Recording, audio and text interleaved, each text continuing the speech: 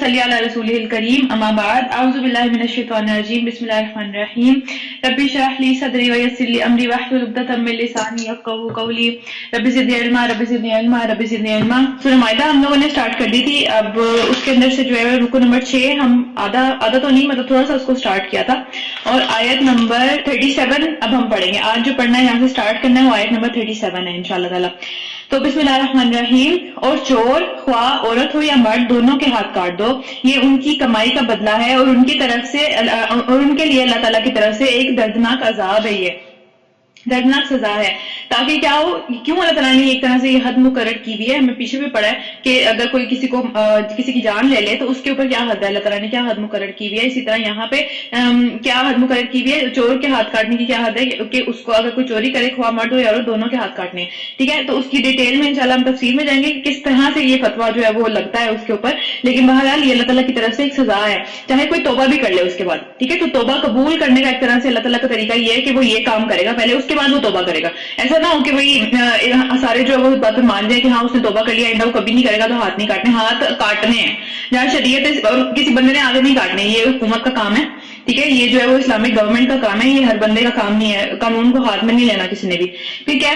کہ اللہ کی قدرت سب پر غالب ہے، وہ دانا اور حکمت والا ہے۔ پھر سوچنے والی بات یہ ہے کہ یہ ساری چیزیں، یہ ساری جو حدود اللہ تعالیٰ نے ہم پہ لگائی ہیں، کچھ چیزیں حرام کی ہوئی ہیں، کچھ چیزوں کے بارے میں جو ہے وہ حد لگنے کا بیسیکلی مطلب یہ ہے کہ وہ کام اگر کوئی کرے اس پہ سزا ملے گی، دنیا میں بھی اور آخرت میں تو ملے گی، ظاہر سی بات ہے اگر توبہ نہ کی تو دنیا میں اگر توبہ کر بھی لی تب بھی وہ حد لگے گی اس کے اوپر، تاکہ اس کو یاد رہے اور لوگوں کے لیے ایک طرح سے وہ ایک جو ہے نا وہ عبرت کا نشان بن جائے کہ ہاں یہ کام نہیں کرنا، یہ اللہ تعالیٰ کو پسند نہیں ہے کام، اور دنیا میں بھی اس کی سزا اسی وجہ سے ملے گی۔ اور یہ چوری کے اوپر یہ حد اس لیے لگتی ہے تاکہ لوگوں کے مال محفوظ رہیں، لوگ ایک دوسرے کے ساتھ جو ہے وہ پیسفلی ایک معاشرے کے اندر رہ سکیں، ورنہ کیا ہوگا کہ ظاہری بات ہے چوری اور یہ جو ڈکیتی اور یہ سارے معاملات آج اسی لیے ہمارے پاس اتنے عام ہوئے ہیں کیونکہ جو ہے وہ یہ والی جو چیز ہے، ایک ڈر خوف نہیں ہے کہ قانون جو وہ پکڑ لے گا یا اس طرح کے معاملات ہوں گے۔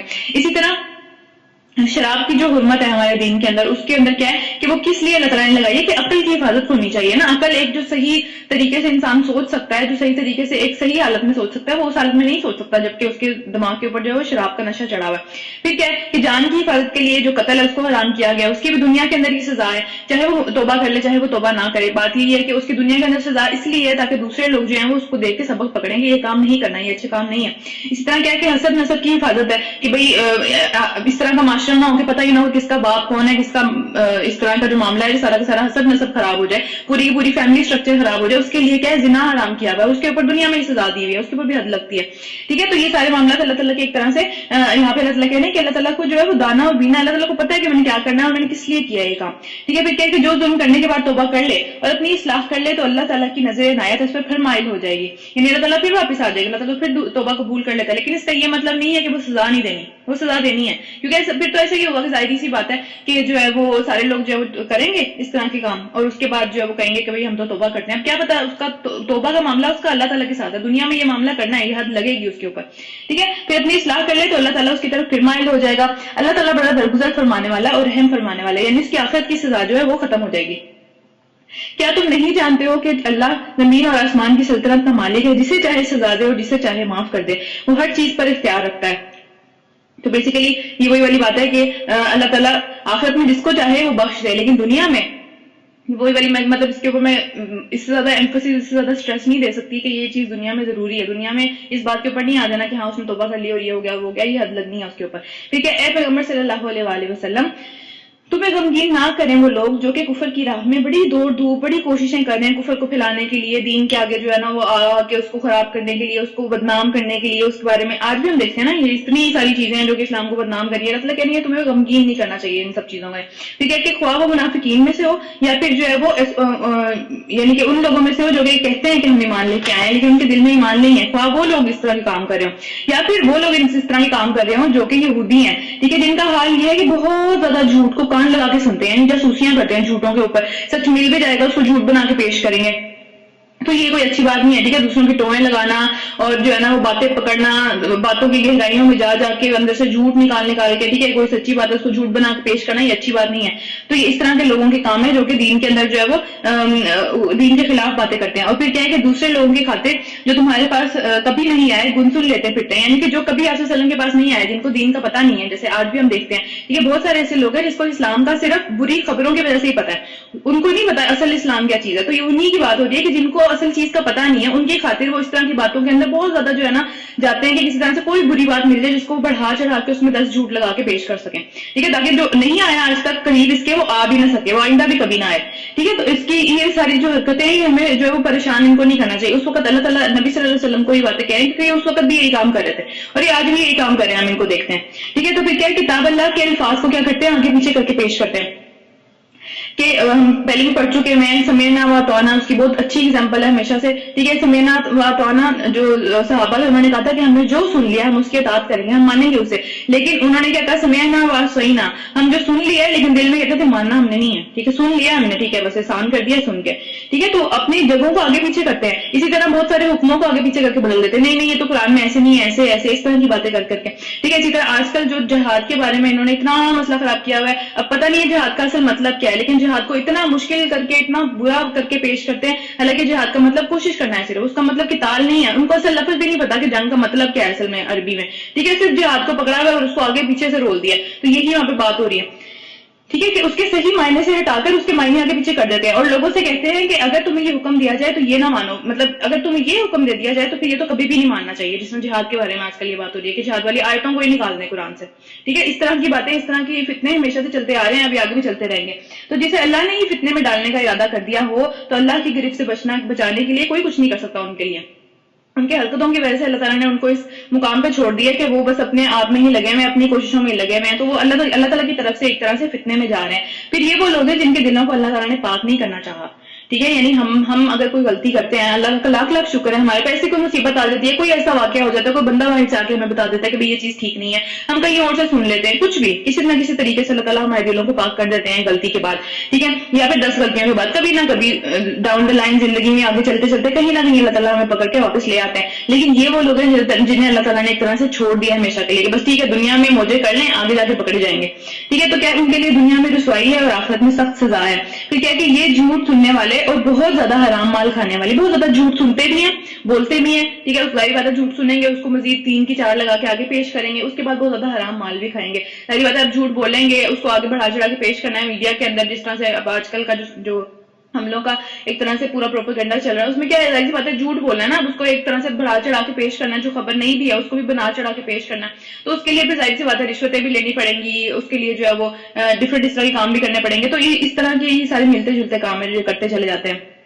پھر کیا لہٰذا اگر یہ تمہارے پاس اپنے مقدمات لے کے آئیں کہ بھئی ہمارا یہ مسئلہ ہو گیا، اس کے بارے میں ہمارے اسلام کے تھرو فیصلہ کر دو، تو پھر کیا کرو کہ چاہے تم آپ کی مرضی ہے، نبی صلی اللہ علیہ وسلم کو اللہ تعالیٰ کہہ رہے ہیں کہ تم آپ کی مرضی ہے کہ چاہے آپ ان کا فیصلہ کریں یا چاہے نہ کریں، آپ کی مرضی ہے یہ، لیکن اگر آپ فیصلہ کریں تو پھر پورے ٹھیک انصاف کے ساتھ کرنا ہے، یعنی کہ کوئی بھی ہو، کوئی بھی دنیا کے اندر بندہ آپ کے پاس فیصلہ لے کے آیا اور آپ کو وہ اتھارٹی دے دی ہے کہ بھئی آپ نے آواز جو ہے نا اس بارے میں فیصلہ کرنا ہے، تو اس میں کیا ہے کہ اس میں پھر ٹھیک فیصلہ کرنا، چاہے جتنی بڑی مرضی دشمنی ہے اس کے ساتھ، چاہے جتنا بڑا مرضی جو ہے نا وہ پھڈا ہے اس کے اندر، آپ نے ہم پیچھے اتنی دفعہ پڑھ چکے ہیں، اسی صورت کے اندر کافی دفعہ یہ بات آئی ہے کہ کیا ہے کہ اس کو جو ہے وہ آگے پیچھے نہیں کر دینا اس کے معاملے کو، ٹھیک ہے، کہ اگر دل میں اس کے خلاف بری باتیں ہیں تو اس کا یہ مطلب نہیں ہے کہ آپ جو ہے وہ انصاف سے پھر جائیں، آگے چلیں۔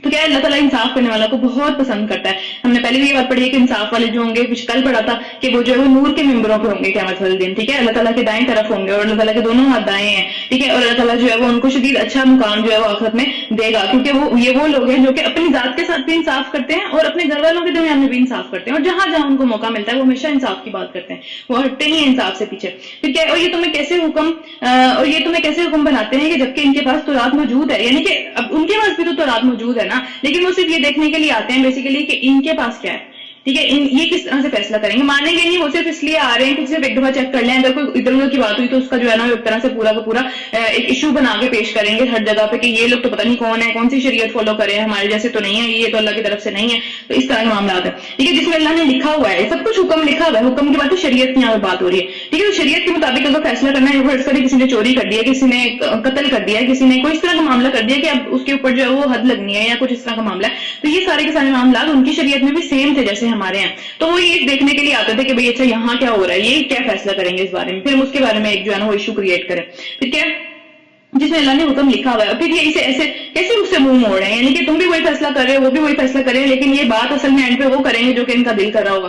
ٹھیک ہے، جہاں سے پیسے لے لیں گے پھر اس کے بعد اس کو چینج کر دیں گے اور کہیں گے کہ نہیں نہیں چوری کی سزا نہیں ہے، یہ تو ہم ہی کہہ رہے ہیں. اصل بات یہ ہے کہ یہ لوگ ایمان نہیں رکھتے. یہاں پہ رکو نمبر 6 ختم ہو رہا ہے، رکو نمبر 7 انشاءاللہ سٹارٹ ہو رہا ہے. ہم نے تورات نازل کی جس میں ہدایت اور روشنی تھی، یعنی کہ وہی والی بات ہے جس طرح ہدایت اور روشنی ہے کہ بھئی راستہ دیکھنا، راستہ نظر آ جاتا ہے. سارے نبی جو کہ مسلم تھے، سارے مسلمان تھے، ٹھیک ہے، سب کے سب جو شریعت تھی وہ اسلام تھی. ٹھیک ہے، اس کے مطابق ان یہودیوں کے معاملات کا فیصلہ کرتے تھے. پہلے بھی ظاہری بات ہے جب ان کے پاس نبی آ رہے تھے تو سارے کے سارے ایک طرح سے یہ جو تورات تھی اس کے مطابق ہی فیصلہ کیا کرتے تھے. اسی طرح ربانی اور احبار بھی کیونکہ انہیں کتاب کا اللہ تعالیٰ نے ایک طرح سے حفاظت والا بنایا ہوا تھا، وہ حفاظت کرنے والے تھے قرآن کی نہیں سوری ان کے پاس جو کتابیں تھیں ان کی، اور وہ اس پر گواہ تھے. تو ربانی اور احبار جو ہیں بیسیکلی وہ کرسچنز کے ہیں. جو ربانی تو رہبائی کو کہتے ہیں جو جوز کے ہوتے ہیں، اور احبار جو وہ پیسٹرز کو کہتے ہیں جو ان کے ہوتے ہیں، کیا نام ہے، کرسچنس کے ہوتے ہیں. ٹھیک ہے، تو یہ لوگ ہمیشہ سے جو ہے اسی طرح کے جو نیک لوگ ہوتے تھے وہ ہمیشہ اللہ کی کتاب کے مطابق ہی فیصلہ کرتے تھے، اور اللہ تعالیٰ نے ان کو ایک طرح سے حفاظت کا ذمہ کس طرح بنایا تھا کہ وہ آگے لے کے چلنے والے تھے اس پوری کی پوری شریعت کو. ٹھیک ہے، کہ بس تم اے یہود تم لوگوں سے نہ ڈرو بلکہ مجھ سے ڈرو، میری آیات کو ذرا ذرا سے قیمتیں لے لے کے بیچنا چھوڑ دو. یعنی کہ کوئی بھی معاملہ ہے ٹھیک ہے اس میں تم پیسے لو اور اس کو بدل دو اس حکم کو، تو یہ ٹھیک رویہ نہیں ہے. پھر جو لوگ اللہ کے نازل کردہ قانون کے مطابق فیصلہ نہ کریں وہی کافر ہیں. یہ ان کے لیے بھی بات ہے، ہمارے لیے بھی بات ہے. اگر ہم اس کے مطابق فیصلہ نہیں کریں گے اور اس میں کچھ نجبی کا معاملہ کرنے کی کوشش کریں گے، اس کو اپنے حساب سے چینج کرنے کی کوشش کریں گے تو وہ کفر میں چلی جائے گی بات. ٹھیک ہے، تو رات میں ہم نے یہودیوں پر یہ حکم لکھ دیا تھا کہ جان کے بدلے جان، آنکھ کے بدلے آنکھ، ناک کے بدلے ناک، کان کے بدلے کان، دانت کے بدلے دانت، اور تمام زخموں کا بدلہ برابر ہے. ٹھیک ہے، یعنی ان کے اندر جو ہے ان کو اللہ تعالیٰ نے ایک طرح سے پورا کا پورا ہمارے لیے بھی، ٹھیک ہے، ہمارے پاس یہاں پہ اگر یہ بات آ رہی ہے تو اس کا یہ مطلب ہے کہ ہمارے لیے بھی یہ چیز اسی طرح ہے. قصاص کا جو معاملہ ہے ہم پیچھے پڑھ چکے ہیں کہ سورہ بقرہ سے سٹارٹ ہوا تھا وہ کہ قصاص کا معاملہ کیا ہے کہ جان کے بدلے جان جائے گی. جس نے کسی کی جان لی ہے اس کے بدلے اس کو جان دینی پڑے گی. ٹھیک ہے، تو کیا ہے کہ اس کو ایکسٹینڈ کر کے ایک طرح سے اللہ تعالیٰ نے ہر معاملے میں کسی نے کسی کا جتنا نقصان کیا اس کے پاس اتنا حق ہے کہ وہ اس کا جو ہے وہ اتنا بدلہ لے لے. ٹھیک ہے، چاہے آنکھ کے بدلے ہو، ناک کے بدلے، جو بھی معاملہ زخموں کے بدلے ہے، وہ انٹرنل زخم ہے، کسی بھی قسم کے زخم ہے، اس پہ اللہ تعالیٰ نے اختیار دیا کہ بدلہ لے لو. لیکن جو یہود کا معاملہ تھا وہاں پہ جو ہے وہ قصاص کا اور معاف کر دینے والا جو معاملہ تھا وہ اس طرح سے اس پہ اللہ تعالیٰ نے تو زور دیا تھا لیکن انہوں نے اس چیز کو ختم کر دیا. انہوں نے صرف بدلے کے اوپر وہ اڑ گئے کہ بدلہ لینا ہے بس. اب لازمی طور پہ کسی نے اگر کچھ بھی کہہ دیا بدلہ لینا، اللہ تعالیٰ نے ہمارے اس پوری صورت کے اندر معاف کرنے کے اوپر زور دیا ہوا ہے. ٹھیک ہے، تاکہ ہمارا جو ایک طرح سے ایٹیٹیوڈ ہے یا ہمارا جو ایک طرح سے لگاؤ ہے وہ معافی کی طرف ہو. پیچھے بھی کل بھی ہم نے یہ بات کی تھی کہ اس ٹائم پہ معاف کرنا ہے جبکہ پورا اختیار ہے بدلہ لینے کا. ظاہر سی بات ہے یہاں پہ بھی پورا اختیار ہی ہوگا نا بدلہ لینے کا کہ ایک بندے نے خدا نخواستہ کسی کا قتل کر دیا ہے تو اب اس کی فیملی کے پاس اختیار ہے کہ اس بندے سے وہ بدلہ لے لیں. لیکن اس ٹائم پہ اللہ تعالیٰ کہہ رہے ہیں کہ کیا ہے کہ جو قصاص کا صدقہ کر دے یعنی کہ معاف کر دے، ٹھیک ہے، وہ اس کے لیے ہی بہتر ہے، اس کے لیے کفارہ بن جائے گا، اس کے گناہوں کا کفارہ بن جائے گا وہ. ٹھیک ہے، تو کیا ہے کہ جو لوگ اللہ کے نازل کردہ قانون کے مطابق فیصلہ نہ کریں وہی ظالم ہے. یعنی کہ اگر اس طرح سے ہو کہ بھی لوگوں کو پریشرائز کیا جا رہا ہے، جس طرح ہماری سوسائٹی کے اندر بہت عام سی بات ہے کہ اگر خدا نخواستہ کسی بہت بڑے آدمی نے خدا نخواستہ کسی کا قتل کر دیا کسی غریب کا، تو اس کے گھر والوں کو جو ہے نا وہ مجبور کیا جاتا ہے کہ بھئی تم معاف کر دو، معافی نامہ لکھ دو، تم جو ہے نا وہ اتنے پیسے لے لو. ہاں پیسے تو آپ نے لینے ہیں، ظاہر سی بات ہے. قصاص اگر جان کے بدلے جان جائے گی تو اس کے بعد پھر آپ نے پیسے بھی دینے ہیں، ہم نے پیچھے پڑھا ہے وہ، ٹھیک ہے، خون بہا بھی دینا ہے. تو پھر اس کے بعد کیا ہے کہ بس پیسے لے لو اور معافی نامہ لکھ دو. تو زبردستی معافیاں کروانا یہ اللہ تعالیٰ کے قانون کے مطابق فیصلہ نہیں ہے. جس نے قتل کیا اس کو شرمندہ ہونا چاہیے اس بات کے اوپر، کیونکہ اس نے ایسے ہی ہے کہ جیسے پوری انسانیت کا قتل کر دیا. ہم نے کل پڑھا تھا یہ.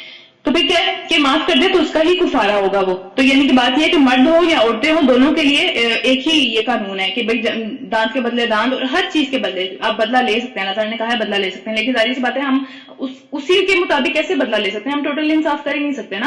ظاہر سی بات ہے کہ اگر کسی نے مجھے جتنا ہرٹ کیا ہے یا جتنا مجھے تکلیف پہنچائی ہے اتنی ہی میں اس کو کیسے تکلیف پہنچا سکتی ہوں؟ میرے پاس تو یہ کوئی پیمانہ ہی نہیں ہے جس میں اس کو میئر کر سکوں کہ اس نے مجھے کتنی تکلیف پہنچائی تھی اور میں نے اس کو اتنی ایکول پہنچا دی ہے یا نہیں. تو ظاہر ہے اگر ہم اس میں تھوڑا آگے آگے چلے جائیں گے تو ظاہری سی بات ہے وہ پھر ہمارے خلاف چلی جائے گی بات. تو اس لیے اللہ کہہ رہے ہیں کہ معاف کر دینا بہتر ہے. ٹھیک ہے, یہ احسان کا معاملہ کرنا چاہیے ہمیشہ. پھر کیا ہے کہ انس بن مالک فرماتے ہیں کہ رسول اللہ صلی اللہ علیہ وسلم کے پاس جب بھی ایسا کوئی معاملہ آیا جس میں قصاص کا معاملہ ہوتا تھا, یعنی بدلہ لینے کا معاملہ آ جاتا تھا, کوئی بھی ایسا معاملہ جس میں فیصلہ کرنے کے بارے میں بات یہ آ گئی کہ بدلہ لینا ہے, تو رسول اللہ صلی اللہ علیہ وسلم ہمیشہ حکم دیتے ہیں معاف کر دو. ٹھیک ہے, بہتر یہ ہے کہ معاف کر دو, کیونکہ اس کے بعد معافی کے بعد جو اللہ تعالیٰ ہم پہ خدا نہ خواستہ جو ہے اس طرح کی کوئی مصیبت آ جائے, اس کے بعد جو ہے اللہ تعالیٰ جو ہے وہ جتنا احسان کریں گے, اللہ تعالیٰ جتنا جو ہے وہ بخششیں اور جس طرح سے اس کا کفارہ ہمارا وہ بن جائے گا, وہ اس سے کہیں گنا بہتر ہے کہ دنیا میں کسی اور کی جان لے لی. یعنی کہ اب تو آپ کا جو بھی خدا نہ خواستہ ریلیٹو ہے اس کی تو جان چلی گئی ہے نا, اب وہ تو واپس نہیں آنے والا, چاہے آپ جس کی مرضی جان لے رہے ہیں دنیا میں. ٹھیک ہے, تو معاف کر دینا بہتر ہے. ٹھیک ہے, حدیث ہے جو بندہ کسی ظلم کو معاف کرے گا اللہ قیامت کے دن اس کی عزت بڑھا دے گا, یعنی کہ اس کو درجات بھی بلند کر دے گا, اور سارے لوگ جو ہیں وہ اس کو دور سے دیکھ رہے ہوں گے. عزت جس کی ہوتی ہے وہ فیمس ہوتا ہے, ظاہر سی بات ہے. ٹھیک ہے, تو اللہ تعالیٰ اس کو جو ہے وہ ایک دل کا سکون اور اس طرح کی چیزیں عطا کریں گے قیامت والے دن. ٹھیک ہے, آگے چلتے ہیں. پھر ہم نے ان پیغمبروں کے بعد یعنی سارے بنی اسرائیل میں جتنے بھی پیغمبر آئے, تو بنی اسرائیل میں جو آخری پیغمبر آئے تھے وہ حضرت عیسیٰ تھے, عیسیٰ ابن مریم تھے. تو یہاں پہ ان کی بات ہو رہی ہے کہ پھر ہم نے ان پیغمبروں کے بعد مریم علیہ السلام کے بیٹے عیسیٰ علیہ السلام کو بھیجا, تو رات میں سے جو کچھ اس کے سامنے تھا, یعنی کہ جو کچھ انہوں نے بھی چینج نہیں کیا تھا, جو کچھ وہاں پہ موجود تھا وہ اس کی تصدیق کرنے والا تھا کہ ہاں واقعی اللہ تعالیٰ کی طرف سے ہے. اور پھر ہم نے اس کو انجیل عطا کی جس میں پھر ہدایت اور نور تھا, اور وہ بھی تو رات میں سے جو کچھ اس وقت موجود تھا اس کی تصدیق کرنے والی تھی. یعنی کہ پھر جو انہوں نے احکامات کو پیچھے کر دیا ہوا تھا, جو ختم کر دیے ہوئے تھے اپنی تورات کے اندر سے, اللہ تعالیٰ نے وہ واپس انجیل میں نازل فرمائے. ٹھیک ہے, اور اللہ سے ڈرنے والے لوگوں کے لیے سراسر ہدایت اور نصیحت تھی. یعنی کہ ہم لوگوں نے یہاں پہ جب سورہ بقرہ شروع کی تھی, بالکل قرآن شروع کیا تھا, تو پہلی ہی چیز کیا آئی تھی کہ ذالک الکتاب لا ریب فیہ ھدی للمتقین, یہ متقیوں کے لیے اس کے اندر ہدایت ہے. تو یہی سیم اللہ تعالیٰ کا قانون چینج نہیں ہوتا. اللہ تعالیٰ کا قانون جب پہلا انسان آیا تھا اس کے بعد سے لے کے آخری انسان تک سیم ہے. ہدایت اس کو ملے گی جو کہ ڈرنے والا اللہ تعالیٰ سے, جو واقعی جو ہے وہ بچنا چاہتا ہے, جو اپنا خیر کو آئے اس کو ہدایت ملے گی. جو صرف ایک طرح سے کسی کیڑے نکالنے کے لیے پڑھا, ہم نے بعد میں یہ بات بھی پڑھی ہے کہ جو لوگ جو ہے جن کے دل میں تھوڑا سا بھی ہوتا ہے, جن کے دل میں تھوڑا سا بھی مسئلہ ہوتا ہے, جن کی نیت میں کوئی نہ کوئی پریشانی ہے, خرابی ہوتی ہے, تو وہ کیا کرتے ہیں, وہ اس طرح کی آیتوں پہ فوکس کرنے اس میں ہی پھنس جاتے ہیں کہ جو لوگ جو ہے نا جس کے اندر سے کوئی اور مطلب نکالا جا سکے, جس میں کوئی لڑائی ہو سکے, جس میں وہ کیڑے نکال سکے, اس طرح کی چیزوں میں پھنس جاتے ہیں, وہ اصل مقصد سے ہٹ جاتے ہیں. تو یہی والا سیم معاملہ جو ہے وہ تورات والوں کے ساتھ بھی تھا اور انجیل والوں کے ساتھ بھی تھا. ٹھیک ہے, تو ہمارا حکم تھا کہ اہل انجیل اس قانون کے مطابق فیصلہ کریں جو کہ اللہ نے اس میں نازل کیا ہے, اور جو لوگ اللہ کے نازل کردہ قانون کے مطابق فیصلہ نہ کریں وہی فاسق ہیں. اب یہاں پہ ہمیں یہ بات غور کرنے کی ہے کہ کرسچنز آج جو ہے وہ سارے کے سارے سمجھ لیں کہ سارے کے سارا جو لا ہے ان کا, شریعت کا جو لا ہے اس کو بھول چکے ہوئے ہیں. آج جو میجورٹی ہے کرسچنز کی وہ بیسیکلی لا کو فالو نہیں کرتے. وہ کہتے ہیں کہ لا جو ہے وہ جوز کے لیے تھا, سارا کا سارا انہوں نے ختم کر دیا ہوا ہے. ٹھیک ہے, وہ کہتے ہیں انجیل میں کوئی لا تھا ہی نہیں, ہماری بائبل میں کوئی لا نہیں ہے, صرف یہ ہے کہ جو ہے نا ایک دوسرے سے محبت کرنی ہے, جیزس سے محبت کرنی ہے, آپس میں محبت کرنی ہے, صرف اس لیے ہم دنیا کے اندر آئے ہیں. باقی ہماری ساری غلطیوں کا, ہر چیز کا جو خمیازہ ہے ایک طرح سے وہ جو ہے نا وہ جیزس بھگت کے جا چکے ہیں اس دنیا سے. تو بیسیکلی ہم نے اب کچھ بھی نہیں کرنا, ہم صرف اب جنت میں ہی جائیں گے, اور کوئی قانون نہیں ہے اس دنیا کے اندر, صرف یہ ہے کہ محبت کرنی ہے ایک دوسرے سے, اور کچھ نہیں ہے. جیزس نے ہمیں کچھ بھی نہیں سکھایا. تو یہاں پہ جو ہے اللہ تعالیٰ کہہ رہے ہیں کہ اہل انجیل کا اللہ تعالیٰ نے یہاں پہ ذکر کیا کہ کون ہے اہل انجیل, عیسائیوں کی بات ہو رہی ہے کہ اس قانون کے مطابق فیصلہ کرنا ہے جو کہ اللہ تعالیٰ نے نازل کیا تھا. قانون ہے وہیں کا وہیں, وہ انہوں نے ختم کر دیا خود سے. ٹھیک ہے, تو جو نہیں فیصلہ کریں گے وہ فاسق ہیں. پھر اے نبی صلی اللہ علیہ وسلم ہم نے تمہاری طرف اچھا ایک اس میں حدیث ہے پیچھے والی چیز کے بارے میں, ایک حدیث ہے کہ جو لوگ کتاب اللہ کے مخالف فیصلہ کرتے ہیں, یعنی کہ اللہ کی کتاب کے مطابق فیصلہ نہیں کرتے, اپنی مرضیاں چلاتے ہیں اس میں, تو پھر ان میں فقر و فاقہ پھیل جاتا ہے. پھر جس قوم کے امام کتاب اللہ کے مطابق فیصلہ نہ کریں, وہ آپس میں لڑتے ہی رہتے ہیں. ظاہر سی بات ہے ان کے پاس کوئی کامن گراؤنڈ ہی نہیں ہے جس کے اوپر وہ آ سکیں. تو ایک بندہ کہتا ہے کہ بھائی میرا مسئلہ ہے, ایک دوسرا بندہ کہتا ہے میرا مسئلہ ہے. جس طرح ہمارا جو کرسچینٹی کی ورلڈ ہے اس کے اندر یہ چیز دیکھتے ہیں, اور ہمارے یہاں بھی ٹھیک ہے, ہر وقت دوسرے کو کافر کہنا, ہر وقت جو ہے وہ ایک دوسرے کے اوپر فتوے لگانا, ڈفرینٹ قتل کے فتوے لگ رہے ہیں کہ اس کو تو مار ہی دینا چاہیے, تو کافر ہے, اس نے یہ کیا, اس نے وہ کیا. اس طرح کرسچینٹی کے ورلڈ کے اندر بھی ایک چرچ جو ہے وہ دوسرے چرچ کے بہت خلاف ہے. ٹھیک ہے, یہاں جو اس چرچ میں آتے ہیں وہ دوسرے چرچ میں نہیں جاتے, وہ اس کو برا کہتے ہیں, وہ اس کو برا کہتے ہیں. تو یہ والے سارے معاملات ہو جاتے ہیں جب آپ ایک کامن گراؤنڈ پہ نہیں آتے. تو پھر کیا کہ اے نبی صلی اللہ علیہ وسلم ہم نے تمہاری طرف یہ کتاب حق کے ساتھ بھیجی ہے جو کہ الکتاب, یعنی کہ جو سب سے ایک تو الکتاب کا ذکر انشاءاللہ تعالی ہم تفسیر میں کریں گے. کتاب سب سے بڑی کتاب کون سی ہے جو اللہ تعالیٰ کے پاس لکھی ہوئی ہے, جس میں سے ساری کتابیں آئی ہیں. ٹھیک ہے, جس میں ساری ہماری تقدیر لکھی ہوئی ہے, ہر چیز اس کے اندر لکھی ہوئی ہے. یہاں پہ اس کی بات ہو رہی ہے. ٹھیک ہے, تو الکتاب میں سے جو کچھ اس کے آگے موجود ہے, یعنی کہ جو کچھ آ چکا ہے اس دنیا کے اندر پہلے ہی, اس کی تصدیق کرنے والی ہے اور اس کی محافظ اور نگہبان ہے, کیونکہ یہ کتاب چینج نہیں ہوئی. ٹھیک ہے. تو اس کے اندر جو کچھ بھی ہے، جو کچھ بھی چیزیں اللہ تعالیٰ نے اس میں نازل فرمائی ہیں، وہ سب کی سب ایک طرح سے ان سب چیزوں کی بھی حفاظت کری ہے جو کہ پہلے آ چکی تھی اور اب وہاں موجود نہیں ہے، ان کو لوگوں نے چینج کر دیا ہوا. ٹھیک ہے. لہٰذا تم خدا کے نازل کردہ قانون کے مطابق لوگوں کے معاملات کا فیصلہ کرو، اور جو وقت تمہارے پاس آ گیا ہے، ٹھیک ہے، اس کے مطابق ہی فیصلہ کرنا ہے. اس سے منہ موڑ کر اپنی خواہشات کی یا اپنی مرضی سے فیصلے نہیں کرنے، اللہ تعالیٰ کی مرضی سے فیصلے کرنے ہیں. تو ہم نے تم انسانوں میں سے ہر ایک کے لیے ایک شریعت، ایک دین، ایک راستہ، ٹھیک ہے، وہ مقرر کیا. ہر ایک کا ایک راستہ ہے نا. اس بات جو انسان جو ہے اگر ایتھیسٹ بھی ہے، اس کا بھی ایک طرز زندگی ہے جس کے مطابق وہ زندگی گزارتا ہے. وہ کہتا ہے کہ یار میں کسی کو بھی نہیں مانتا تو میں اپنے اس پہ چلوں گا. تو اس کا بھی ایک طرح سے دین کا مطلب یہ ہے کہ طرز زندگی گزارنے کا طریقہ. تو ہر ایک کے لیے کوئی نہ کوئی زندگی گزارنے کا طریقہ ہے جو اس نے شاید اپنے لیے مقرر کر لیا ہے، اس نے اپنے پیرنٹس کو دیکھا ہے یا جو بھی اس کا معاملہ ہے. تو ہر ایک کے لیے ہے. تو اگرچہ تمہارا خدا چاہتا تو وہ اس قابل مطلب وہ اس چیز پہ پوری قدرت رکھتا ہے کہ وہ سب کو مسلمان بنا دیتا. ٹھیک، کوئی اختلاف ہوتا ہی نہ دنیا کے اندر. ظاہری سی بات ہے، اللہ تعالیٰ نے پہلا تو سب کو مسلمان نہیں کیا، بعد میں ہم نے اپنے عقیدے، اپنے جو بھی ہمارے معاملات ہیں وہ بعد میں ہوا، ہمارے پیرنٹس نے وہ بنایا جو کچھ بھی بنا. ٹھیک ہے، لیکن پیدا تو ہر انسان فطرت کے اوپر ہوتا ہے. فطرت کیا ہے؟ دین اسلام فطرت ہے. تو پھر ٹھیک ہے، تو ہر ایک کے لیے اللہ تعالیٰ چاہتے ہیں تو وہ اسی طرح رہتے ہیں، ساری زندگی ایک ہی امت میں رہتے ہیں اور کوئی فتنہ فساد، کوئی اس طرح کے معاملے نہیں ہوتے. لیکن اس نے یہ اس لیے لکھا کہ جو کچھ اس نے تم لوگوں کو دیا ہے، اسے تمہاری آزمائش کرے وہ. ٹھیک ہے، تو جو آزادی اللہ تعالیٰ نے ہمیں دی ہے، چوز کرنے کی آزادی ہے، آسمان سے آفت نہیں اوپر پڑتی جیسے ہی ہم کچھ غلط کرتے ہیں، کچھ ہمارے ساتھ برا نہیں ہوتا. تو اس آزادی کے ساتھ ہمیشہ وہ یہ بات ہے، جب بھی کوئی پاور آتی ہے، جب بھی کوئی اس طرح کی فریڈم آتی ہے، اس کے ساتھ ایک اکاؤنٹیبلٹی آتی ہے ہمیشہ. ٹھیک ہے، تو چاہے ہم اس سے منہ موڑ لیں لیکن وہ ہوتی ہے وہاں پہ، وہ کہیں نہ کہیں آ کے سر پہ پڑے گی کہ بھئی یہ ذمہ داری تھی، اس کے بارے میں کیا کیا. تو وہی والی بات آ رہی ہے. ٹھیک ہے، پھر لہٰذا بھلائیوں میں ایک دوسرے سے سبقت لے کے جانے کی کوشش کرو، ایک دوسرے سے ریس لگاؤ بھلائیوں کے اندر. ٹھیک ہے، کہ بھئی یہ آگے جا رہا ہے، اس سے آگے جانا ہے میں نے. ٹھیک ہے، اس طرح نہیں کہ بھئی ٹھیک ہے دوسروں کو چلتے ہوئے دیکھ رہے ہیں، ٹھیک ہے ہم بھی ٹھیک ہی ہے، کوئی مسئلہ نہیں ہے. تو ریس لگانے کی چیز دنیا نہیں ہے، ریس لگانے کی چیز بھلائیاں ہیں کہ آخرت میں اوپر چلے جائیں. ٹھیک ہے، آخرکار تم سب کو پلٹ کر اللہ کی طرف ہی جانا ہے. پھر وہ تمہیں ایسا حقیقت بتا دے گا جس میں تم اختلافات کرتے رہو. یعنی کہ کچھ دنیا میں اس طرح کے اختلافات ہیں جس کے اوپر کوئی معاملہ سیٹل ہو ہی نہیں سکتا. کچھ اس طرح کے معاملات ہیں دنیا کے اندر. ٹھیک ہے، تو اللہ تعالیٰ کہہ رہے ہیں کہ ان کے اوپر بحث میں پڑے رہنے سے ساری زندگی نہیں گزارنی چاہیے، بلکہ بھلائیوں کے اندر جو ہے وہ سبقت لے کے جانے کی کوشش کرنی چاہیے. ٹھیک ہے، بس اے نبی صلی اللہ علیہ وسلم تم اللہ کے نازل کردہ قانون کے مطابق ان لوگوں کے معاملات کا فیصلہ کرو. چوتھی دفعہ آ رہا ہے ابھی. اور ان کی خواہشات کی پیروی نہ کرو. یعنی کہ ایسا نہ سوچو کہ وہ میرے سے ناراض ہو جائے گا اگر میں نے اس طرح کی بات کر دی. ٹھیک ہے، تو محتاط رہو اس بارے میں کہ وہ کہیں تمہیں فتنے میں نہ ڈال دیں اور اس ہدایت سے دور نہ لے جائیں، یعنی اپنے جیسا نہ بنا دیں. ٹھیک ہے، ظاہر سی بات ہے، جن لوگوں کی کمپنی میں ہم لوگ رہتے ہیں، جس طرح کے معاملات ہمارے لوگوں کے ساتھ ہوتے ہیں تو ہم اس سے اثر لیتے ہیں. تو اللہ تعالیٰ کہتے ہیں اس بارے میں بہت محتاط رہنا ہے. ایسے لوگوں کے بالکل اتنا بھی ہم بار بار پڑھ چکے ہیں کہ بہت قریبی دوست ان کو نہیں بنانا چاہیے اپنے دل کا، کہ آپ دل کی ہر بات ان کو زیادہ کے بتا رہے ہیں، because they are not the ones کہ جو آپ کو گائیڈ کر سکیں ان سب چیزوں کے اندر. ٹھیک ہے، تو اس طرح سے جو ہے وہ اس چیز کا خیال رکھنا چاہیے. اسی بارے میں بھی محتاط رہنا چاہیے کہ آپ کو آہستہ دور نہ لے کے چلے جائیں. ٹھیک ہے، خدا نے جو تمہاری طرف نازل کیا ہے وہ اس سے دور نہ لے جائیں. پھر اگر یہ کہیں اس سے منہ موڑیں، یعنی کہ جو آپ فیصلہ کریں اس سے منہ موڑ لیں، تو کیا کرو کہ جان رکھو کہ اللہ تعالیٰ بعض گناہوں کی پاداش میں ان کو مبتلا مصیبت کرنے کا ارادہ کر ہی لیا. یعنی دنیا میں بھی ان پہ مصیبت آ ہی جائے گی. بعض گناہ ان کے اس طرح کے ہیں کہ جو اگر ان سے انہوں نے توبہ نہ کی تو دنیا میں بھی مصیبت آ جائے گی، اور آخرت میں تو ویسے ہی جو حالات ہیں وہ تو پتہ ہی ہے ہمیں، لیکن دنیا میں بھی آ ہی جائے گی. اللہ تعالیٰ نے ارادہ کر ہی لیا ہے، وہ پیچھے نہیں ہٹے گا اس ارادے سے. ٹھیک ہے، تو پھر کیا ہے کہ یہ حقیقت ہے کہ اللہ تعالیٰ جو ہے وہ یہ حقیقت ہے کہ ان لوگوں میں سے اکثر فاسق ہی ہیں. فاسق کا مطلب کیا ہے کہ حد سے بڑھ جانے والے ہی ہیں. جتنی مرضی عنایتیں کر دو، جتنی مرضی، اللہ تعالیٰ کا ایک طرح سے شکوہ ہے یہ بندوں سے. ٹھیک ہے، کہ لوگوں میں سے بہت زیادہ لوگ جو ہیں وہ فاسق ہیں. وہ مانتے نہیں ہیں اس بات کو کہ جتنا مرضی اللہ تعالیٰ نے عطا کر دیا، جتنی مرضی جو ہے نا وہ عنایات کر دی ان کے اوپر، سب کچھ کر دیا، لیکن ان پہ اللہ تعالیٰ اگر ایک بات کہتا ہے کہ میرے ساتھ شرک نہیں کرو، ٹھیک ہے، میں جو کہتا ہوں میری بات مان لو، تو اللہ تعالیٰ پکڑتا بھی نہیں ہے ان باتوں کے اوپر. لیکن پھر کیا کرتے ہیں لوگ، 10 دن تو یاد رکھتے ہیں، 11ویں دن بھول جاتے ہیں. ٹھیک ہے، ایک ماہ یاد رکھتے ہیں، دوسرے ماہ بھول جاتے ہیں، کبھی نہ کبھی جا کے ہم بھول جاتے ہیں. تو اللہ تعالیٰ کا ایک طرح سے یہ شکوہ ہے قرآن کے اندر لوگوں سے کہ لوگوں میں سے جو اکثر ہے نا وہ فاسق ہی ہیں. ٹھیک ہے، جتنا مرضی ان کے ساتھ کر دو.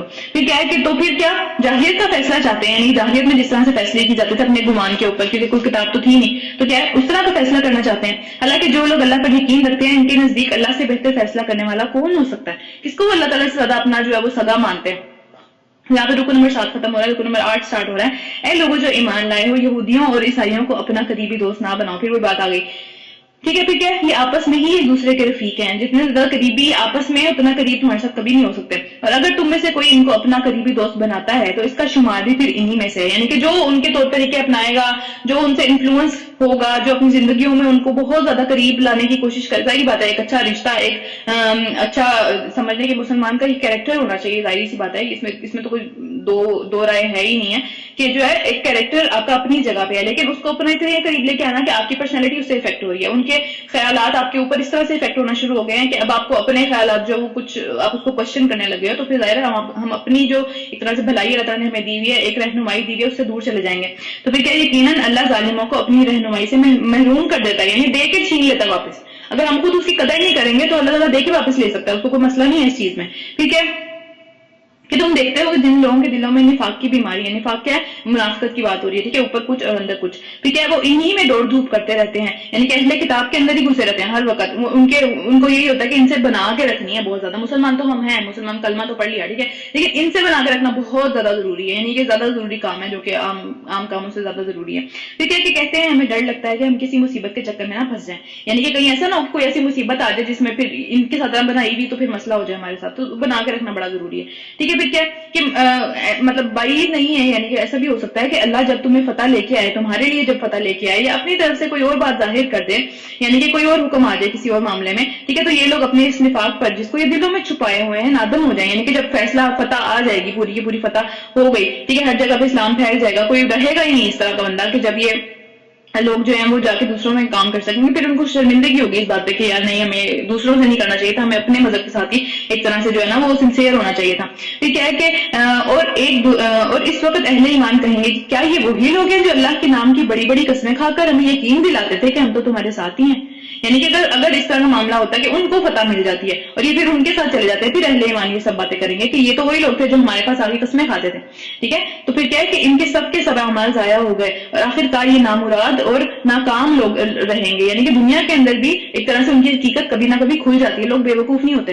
ٹھیک ہے، لوگوں کو سمجھ میں آ جاتا ہے کہ کون کیا کرے، وہ بولتے نہیں ہیں، وہ لحاظ رکھتے ہیں، وہ ایک الگ بات ہے. لیکن بات یہ ہے کہ کوئی آپ کسی کو پوری زندگی بے وقوف نہیں بنا سکتے. کبھی نہ کبھی اللہ تعالیٰ اس کے سامنے آپ کا پردہ کھول دیں گے. اللہ تعالیٰ پردے رکھتے ہیں، لیکن جو اللہ تعالیٰ کے ساتھ سنسیئر نہیں ہوتا اللہ تعالیٰ اس کے پردے کھول بھی دیتے ہیں پھر. ٹھیک ہے، تو کیا ہے کہ اے لوگوں جو ایمان لائے ہو، اگر تم میں سے کوئی اپنے دین سے پھرتا ہے، یعنی کہ محمد صلی اللہ علیہ وسلم کا ساتھ چھوڑ کے چلا جاتا ہے اور کسی اور کو اس طرح سے جو ہم پیچھے پڑ چکے ہیں اس طرح کا معاملہ کرتا ہے، تو کیا ہے کہ اللہ اور بہت سے لوگ ایسا پیدا کر دے گا جو اللہ کو محبوب ہوں گے اور اللہ ان کو محبوب ہوگا. اللہ ان سے پیار کرے گا، وہ اللہ سے پیار کریں گے. ٹھیک ہے، اللہ بہت سے ایسے لوگ پیدا کر دے گا، لوگوں کی کمی نہیں ہے اللہ تعالیٰ کو. ٹھیک ہے، تو اگر کوئی ایسا کرے گا تو وہ اپنا ہی نقصان کرے گا. اور ان کی کیا خصوصیت ہوگی؟ جو اللہ سے محبت کریں گے اور اللہ ان سے محبت کرے گا، ان کی خصوصیات یہ ہوں گی کہ جو مومنوں پر بہت نرم دل کے ہوں گے، اتنے نرم دل کے ہوں گے. ٹھیک ہے، مطلب ہر چیز سے درگزر کر لیں گے. ہم پیچھے کتنا پڑھ چکے ہیں، ٹھیک ہے، معاف کر دو معاف کر دو، وہ اس طرح کا معاملہ کریں گے مومنوں کے ساتھ. اور کفار پر سخت ہوں گے، یعنی کہ کفار اگر ان کے ساتھ کوئی اس طرح کی بات کرنے کی کوشش کریں گے، دین کے خلاف کوئی حرکت کرنے کی کوشش کریں گے تو ان کے لیے وہ سخت ہوں گے، ان کے لیے ان کے دل میں رحم نہیں آئے گا.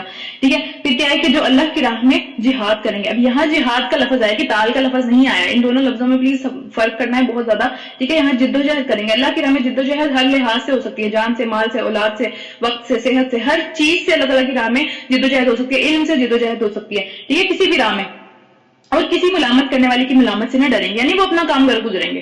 ان کو کوئی فرق نہیں پڑتا ان کو 10 لوگ برا کہہ رہے ہیں، 15 لوگ برا کہہ رہے ہیں، پوری دنیا ان کے اگینسٹ ہے. ان کو پتا ہے کہ میں اللہ کی راہ میں نکلا ہوں تو کیا ہے کہ مجھے کوئی فرق نہیں پڑتا، میرے ساتھ اللہ تعالیٰ ضرور میرے جیسے ساتھی کھڑا کر دے گا انشاءاللہ تعالیٰ. ٹھیک ہے، تو ان کو اس چیز کا پورا بھروسہ ہوتا ہے کہ آج میں کہہ رہا ہوں، کیونکہ اللہ تعالیٰ کا وعدہ ہے کہ جو لوگ یہ کام نہیں کریں گے اللہ تعالیٰ ان کی جگہ اور لوگ لے آئے گا جو کہ یہ کام کریں گے. یہ کام ہو کے رہنا ہے، اس کا ساتھی بننا ہے، ساتھی نہیں بننا وہ آپ کی مرضی ہے. ٹھیک ہے، وہ ہماری اپنی چوائس ہے، ساتھی بننا نہیں بننا. اللہ تعالیٰ کا پیچھے بھی وعدہ ہے. ٹھیک ہے، پیچھے بھی ہم نے سورہ نساء کے اندر یہ چیز پڑھی ہے کہ جو ہے نا ایک امت، پوری مسلمانوں کے اندر ایک چھوٹی جماعت ایسی ہونی چاہیے جو کہ یہ کام کرتی رہے. ٹھیک ہے، وہ ہمیشہ قیامت تک ہوگی وہ جماعت جو کہ یہ کام کرتی رہے گی اللہ تعالیٰ کی راہ میں، اللہ تعالیٰ کے دین کو پھیلانے کا. یہ وہ ٹھیک ہے، وہ اللہ تعالیٰ کا وعدہ ہو کے رہے گا. اس میں اگر ہم ساتھی بنتے ہیں نہیں بنتے وہ ہمارا نفع اور نقصان ہے، اس سے اللہ تعالیٰ کو کوئی فرق نہیں پڑتا. یہاں پہ بھی اللہ تعالیٰ نے ایگزیکٹلی وہی بات کی ہے کہ اگر جو ہے نہیں کریں گے تو اللہ اور لوگ لے آئے گا. ٹھیک ہے، تو بہت سارے اس طرح کے معاملات ہوتے ہیں زندگی میں کہ انسانوں کا مطلب اسپیشلی ہمیں ایک رور ہوتا ہے نا اپنے اوپر. ٹھیک ہے، تو ہمیں لگتا ہے کہ یار ہمارے بغیر تو یہ کام ہو ہی نہیں سکتا. تو ہمیں اس چیز سے باہر آ جانا چاہیے. اللہ تعالیٰ کو ہماری ضرورت نہیں ہے، ہمیں اللہ تعالیٰ کے دین کی ضرورت ہے کامیاب ہونے کے لیے. اللہ تعالیٰ کے پاس بہت لوگ ہیں، اللہ تعالیٰ نے اتنے لوگ پیدا کیے ہیں اور ہر زمانے میں قیامت آدم علیہ السلام سے لے کر قیامت تک ہر زمانے میں جو ہے وہ اس طرح کے لوگ رہے ہیں جو یہ کام کرتے رہے ہیں، ہر جگہ پہ اس طرح کے لوگ رہے ہیں جو یہ کام کرتے رہے ہیں، ٹھیک ہے. تو وہ لوگ آتے چلے جائیں گے، تو ان کا ساتھی بننے کی ہمیں کوشش کرنی چاہیے، بجائے اس کے کہ ہم جو ہے وہ اس سے بچ کے اس طرح کے کام کریں. پھر کیا کہ جو اللہ تعالیٰ کی راہ میں جہاد کریں گے، تو جہاد ہر طرح سے ہوتا ہے، ہمیں پتہ چل گیا اس بات کا، ٹھیک ہے. اور کسی کی ملامت سے نہیں ڈریں گے، ان کو ڈر نہیں لگتا دوسروں سے کہ دوسرے کیا کہتے ہیں، ٹھیک ہے، کہتے رہیں، ٹھیک ہے. یہ اللہ کا فضل ہے، جسے چاہتا ہے عطا کرتا ہے. یعنی کہ یہ جو ایک خصوصیات ہے نا ساری کی ساری، کہ نرمی ہونا اور پھر جہاد کرنا اور پھر کسی سے ڈرنا بھی نہ کہ یار لوگ میرے بارے میں باتیں کر رہے ہیں، ٹھیک ہے، کرتے رہیں، یہ ساری کی ساری چیزیں اللہ تعالیٰ کا فضل ہے، ٹھیک ہے. یہ کسی کو ملتا ہے، ہر ایک کو نہیں ملتا. ہر بندہ اتنا اسٹرانگ نہیں ہوتا کہ وہ جو ہے نا دوسروں کی باتوں کو سن کے اس کو اگنور کر دے، اس کے بارے میں فکر نہ کرے اور اپنے اوپر فوکس رکھے کہ میرا یہ مقصد ہے، یہ میں نے کر کے رہنا ہے، ٹھیک ہے. یہ اللہ کا فضل ہے، وہ جسے چاہتا ہے عطا کرتا ہے. اللہ وسیع، اللہ کے پاس بہت زیادہ خزانے ہیں، ٹھیک ہے. تو وہ سب کچھ جانتا ہے، تو جتنے خزانے ہیں اس سے مانگنا چاہیے، ٹھیک ہے. اور جس کو یہ عطا کیا ہے اس سے جلنا نہیں چاہیے، ٹھیک ہے. خزانے جتنے زیادہ ہوں گے، اس ظاہر سی بات ہے اللہ تعالیٰ کی دینے کی شان بھی پھر اتنی زیادہ ہے. جتنا ہم مانگیں گے ہم اس سے زیادہ بڑھ کے دیتا ہے اللہ تعالیٰ. تو ہمیں مانگتے رہنا چاہیے اللہ تعالیٰ سے، ٹھیک ہے. کہ دوسری بات یہ ہے کہ اللہ تعالیٰ نے آپ سے نے فرمایا کہ دنیا کے اندر جو مال اور سب چیزیں ہیں وہ سب کی سب فرمایا نہیں ہے. یہ پیچھے سے میں جو ہے وہ ایک بیک گراؤنڈ بتا رہی ہوں تاکہ میں پھر آگے حدیث بتاؤں، ٹھیک ہے. تو آپ اس معاملے میں بات کریں کہ جو ہے دنیا میں سارا مال اور اسباب دیکھ کے ہم یہ بات جج کرتے ہیں نا کہ اس کے اوپر اللہ تعالیٰ کا فضل ہے، یا یہ بندہ جو ہے وہ اللہ تعالیٰ اس سے پیار کرتا ہے اس لیے اس کو اتنا کچھ دیا ہوا ہے. تو اللہ تعالیٰ نے ہمیں یہاں پہ بات بتا دی کہ جس سے اللہ پیار کرتا ہے نا اس میں یہ چیزیں ہوتی ہیں، ٹھیک ہے. اور وہ اللہ سے پیار کرتے ہیں، وہ مومنوں پہ نرم ہوتے ہیں، نرم دل کے ہوتے ہیں، ان کی غلطیوں کو معاف کر دیتے ہیں، ٹھیک ہے. ان کے ساتھ سختی نہیں کرتے اس طرح سے. پھر کیا ہے کہ وہ اللہ کی راہ میں جہاد کرتے ہیں، ہر وقت کسی نہ کسی کوشش میں لگے رہتے ہیں کہ یار کچھ نہ کچھ بہتری میں کر لوں دنیا میں، ٹھیک ہے. چاہے اپنی اولاد کے ساتھ ہو، چاہے جو ہے وہ دوسروں کے ساتھ ہو، جہاں موقع ملتا ہے وہاں وہ کرنے کی کوشش کرتے ہیں، اس کو چھوڑتے نہیں ہیں. پھر کیا ہے کہ کسی بھی ملامت کرنے والے کی ملامت سے نہیں ڈرتے. تو یہ معاملات ہے جس کے اوپر اللہ تعالیٰ کا فضل ہے. دنیا میں جو دنیا کی چیزیں دیکھ کے، دنیا کی جائیداد، مال اور اس طرح کی چیزیں دیکھ کے جو ہمارے دلوں میں خیال آتا ہے کہ شاید یہ اللہ کا فضل ہے، تو وہ اللہ کا فضل نہیں ہے. اس بارے میں نبی صلی اللہ علیہ وسلم نے فرمایا کہ بے شک اللہ اسے بھی مال دیتا ہے جس سے وہ محبت کرتا ہے، اور اس سے بھی مال دیتا ہے جس سے وہ محبت نہیں کرتا. جسے جو کہ اللہ تعالیٰ جس شخص کو پسند نہیں کرتا مال اسے بھی دیتا ہے. دنیا کی زندگی کا سامان اس کے پاس بھی ہے، لیکن ایمان اور جو مطلب ایک طرح سے سمجھنے کہ نیکیاں کرنے کی ایک توفیق اور اس کے آگے بڑھ جانے کی توفیق جو ہے وہ اللہ تعالیٰ صرف اسے دیتا ہے جس سے وہ محبت کرتا ہے. لہٰذا ایمان اسے یہ عطا کیا جاتا ہے جس سے اللہ محبت کرتا ہے، ٹھیک ہے. ایمان دین کو سیکھنا، دین کے اوپر چلنا، دین کے اندر آگے بڑھنے کی کوشش کرنا، دین کو پھیلانا، اس بارے میں ساری جد و جہد جتنی بھی ہے اس کا کہیں بھی کسی بھی طریقے سے پارٹ بننا، یہ وہ بندہ ہے جس سے اللہ محبت کرتا ہے، ٹھیک ہے. تو اس لیے جو ہے نا اس بات کو چھوڑ دینا چاہیے کہ بھئی اس کے پاس اتنے پیسے ہیں یا اتنی خدا نخواستہ جو ہے جو بھی حرام سے وہ کما رہا ہے، حلال سے جو بھی ہمارے یہاں جس طرح کی بھی بات ہوتی ہے، ٹھیک ہے. تو اس ساری چیزوں سے نکل آنا چاہیے، اللہ کی محبت کو ایسوسیٹ نہیں کرنا چاہیے ان سب چیزوں سے، ٹھیک ہے. پھر کیا ہوگا کہ ایک اور حدیث ہے کہ آپ صلی اللہ علیہ وسلم نے فرمایا کہ دین کے ساتھ مخلص نہ ہونے والے بہت کثرت میں بھی ہوں تو اللہ تعالیٰ ان کو بدل کے دوسرے لوگ لے آئے گا. یعنی کہ پوری کی پوری ایک سمجھ لیں جماعت ہے جو کہ دین کے ساتھ مخلص نہیں ہے، ٹھیک ہے، اپنے دین کے ساتھ وہ صحیح نہیں ہے، اپنے ایک کھیل بنایا ہوا اسے، ٹھیک ہے. تو ان کو بھی اللہ تعالیٰ ریپلیس کر کے ایک بندہ ان کے مقابلے میں ایسا لے آئے گا کہ جو کہ ان سب پہ بھاری ہوگا، صحیح ہے. تو اللہ تعالیٰ یہ کر سکتا ہے، اللہ تعالیٰ کی یہ ایک طرح سے اللہ تعالیٰ کا یہ طریقہ رہا ہے ہمیشہ سے اور ہمیشہ رہے گا آگے بھی. تو اس لیے جو ہے اس پوری جد و جہد کا ساتھ دینا چاہیے بجائے اس کے کہ دوسری پارٹی میں چلے جائیں. پھر کیا کہ تمہارے رفیق تو تمہارے دوست جو ہیں وہ تو وہی لوگ ہیں، حقیقت میں وہی لوگ ہیں. یعنی ہمارے اصل میں دوست کون ہونے چاہیے کہ جو کہ صرف اللہ اور اللہ کے رسول اور وہ اہل ایمان ہیں، جو کہ نماز قائم کرتے ہیں اور زکوٰۃ دیتے ہیں اور اللہ کے آگے جھکنے والے ہیں، ٹھیک ہے، عاجزی کرتے ہیں، ان کے اندر عاجزی ہوتی ہے. یہ نہیں ہوتا کہ وہ اپنے آپ کو کچھ سمجھنا شروع کر دیتے ہیں. تو یہ لوگ جو ہیں وہ اصل میں حقیقی دوست ہونے کے قابل ہیں. ٹھیک ہے، کہ جو اللہ اور اس کے رسول اور اہل ایمان کو اپنا دوست بنا لے، اسے معلوم ہونا چاہیے کہ اللہ کی جماعت ہی غالب رہنے والی ہے. آج اس کو اگر وہ ترقی، وہ ایک طرح سے سمجھ لیں کہ وہ کیا کہتے ہیں اسے، وہ اس کو کیا کہتے ہیں، مجھے لفظ ہی نکل گیا منہ سے، خیر اینی وے، اس کو جو ہے نا وہ اگر وہ ون اس کو وہ نہیں مل رہی، ٹھیک ہے، تو جو ہے نا آج نہیں مل رہی، تو اس کا یہ مطلب نہیں ہے کہ وہ کبھی نہیں ملے گی. اللہ سے وعدہ ہے اللہ تعالیٰ کا کہ اللہ کی جماعت، اللہ کے جو ساتھی ہیں، اللہ سے محبت کرنے والے ہیں، جن سے اللہ محبت کرتا ہے، ہمیشہ اینڈ پہ وہ لوگ غالب رہنے والے ہیں. تو ہمیشہ ہمیں دنیا میں بھی ان کی ایک طرح سے سمجھ لیں کہ ان کی دوستی رکھنی چاہیے، ان کو اپنے قریب رکھنا چاہیے، کیونکہ ایسے لوگ جو ہیں وہ کیا کرتے ہیں، آپ کو دین کے قریب لے کے آتے ہیں اور آپ کی جو ہے وہ زندگی کے معاملات میں بھی آپ کے اچھے طریقے سے آپ کو گائیڈ کر سکتے ہیں. اگر ہم کسی ایسے بندے کو دوست رکھیں جو کہ اللہ سے دور ہے، وہ آپ کو کیا مشورہ دے گا، ٹھیک ہے، وہ آپ کی بھلائی کے لیے آپ کو کیا مشورہ دے گا. اور دنیا میں تو شاید بہت اچھا ہو، لیکن ایسی بات ہے، اصل بھلائی جو تو وہی ہے جو کہ آخرت میں کامیاب ہو گیا. ٹھیک ہے، تو دنیا اور آخرت دونوں کی کامیابی ہم مانگتے بھی ہیں اور ہمیں اس کے لیے پھر کوششیں بھی کرنی چاہیے. پھر آگے کیا ہے، یہاں پہ رکو ختم ہو رہا ہے، رکو نمبر 8، رکو نمبر 9 پہ چلتے ہیں. اے لوگوں جو ایمان لائے ہو، تم ان لوگوں کو جنہوں نے یعنی جن کے پاس کتاب ہے ان میں سے کیا ہے، ان میں سے لوگ تمہارے دین کا اگر مذاق اڑا رہے ہیں، ٹھیک ہے، اور دین کو جو ہے وہ دین کے بارے میں ڈفرینٹ چیزیں نکال کے ان کو ایک طرح سے ان کو کھیل بنایا ہوا ہے، ان کے بارے میں باتیں کر رہے ہیں، تو انہیں اور دوسرے کافروں کو یعنی ان کو بھی اللہ نے کافروں کے ساتھ ان کا ذکر کیا کہ یہ کفر ہے، اللہ تعالیٰ کی نعمت کا کفر ہے۔ نعمت کا کفر کس طرح سے ہوتا ہے کہ نعمت کا کفر ایک تو اس طرح سے ہوتا ہے کہ یار آپ جو ہے اس کو سرے سے ہی جو ہے نا وہ ماننے سے انکار کر دو کہ میں مانتا ہی نہیں ہوں، اور دوسرا کیا ہے کہ ایک تو آپ انکار نہ کرو لیکن آپ کا کرو کہ اس کا حق ادا نہ کرو، اس کو صحیح طریقے سے شکر نہ ادا کرو، اس کا جو حق ہے اللہ تعالیٰ نے اگر وہ نعمت دے دی ہے تو اس کے ذریعے سے جو رسپانسبلٹی آئی ہے اس کو پورا نہ کرو، یہ بھی کفر ہے، ٹھیک ہے۔ تو کیا انہوں نے تفریح کا سامان بنا لیا، انہوں نے مذاق بنا لیا، تو انہیں اور دوسرے کافروں کو اپنا دوست نہ بناؤ، ٹھیک ہے۔ اللہ سے ڈرو اگر تم مومن ہو، جب تم نماز کے لیے اذان دیتے ہو یعنی اذان کا وہ مذاق اڑاتے ہیں، ایسے لوگ جو ہیں ان کی ایک یہ نشانی ہے کہ وہ اذان کا مذاق اڑاتے ہیں، وہ اس کی رسپیکٹ نہیں کرتے، ٹھیک ہے۔ اللہ تعالیٰ کی ہم پیچھے بھی پڑھ چکے ہیں، اللہ تعالیٰ کی جو نشانیاں ان کی رسپیکٹ کرنی چاہیے، جس میں کون کون سے جانور تھے اور جو ہے نا جو حج کے لیے جا رہے ہیں وہ لوگ تھے، اس طرح کی ساری نشانیاں ہیں، اس میں سے ایک نشانی ہے نماز بھی ہے، اذان بھی ہے کہ یہ اللہ کی طرف بلا رہی ہے تو اس کا مذاق نہیں اڑانا چاہیے، اس کی رسپیکٹ کرنی چاہیے۔ تو کیا ہے وہ اس وجہ سے یہ کام کرتے ہیں کیونکہ وہ عقل نہیں رکھتے، ان کے پاس عقل ہی نہیں ہے اس چیز کی کہ وہی کیا اتنا بڑا نقصان کیا کر رہے ہیں وہ لوگ اپنے ساتھ، ٹھیک ہے۔ تو ایک طرح سے دین میں کمی ہونا اور ایک طرح سے علم کی کمی ہونا، تو یہ اس بات کی نشانی ہے کہ وہ صحیح عقل اور وہ حکمت جو ان کے پاس ہونی چاہیے ان کے پاس نہیں ہے۔ ٹھیک ہے، اس بارے میں حدیث ہے، نبی صلی اللہ علیہ وسلم نے فرمایا کہ جب تم اذان سنو تو وہی جواب دو جو کہ مؤذن کہتا ہے، یعنی کہ ہم ریپیٹ کرتے ہیں نا، اذان کا جواب جو ہوتا ہے وہ یہی ہوتا ہے کہ جو مؤذن کہتا ہے ہم وہی ریپیٹ کرتے ہیں، اور پھر کیا اس کے بعد اذان ختم ہونے کی دعا پڑھو۔ میرا خیال ہے کہ موسٹلی لوگوں کو آتی ہوتی ہے وہ دعا، ٹھیک ہے، تو وہ یاد کرنے کی کوشش کرنی چاہیے کیونکہ وہ دعا جو ہے اس کے بعد والا جو ٹائم ہے وہ یہ ہے کہ وہ بہت زیادہ قبولیت کا ٹائم ہوتا ہے۔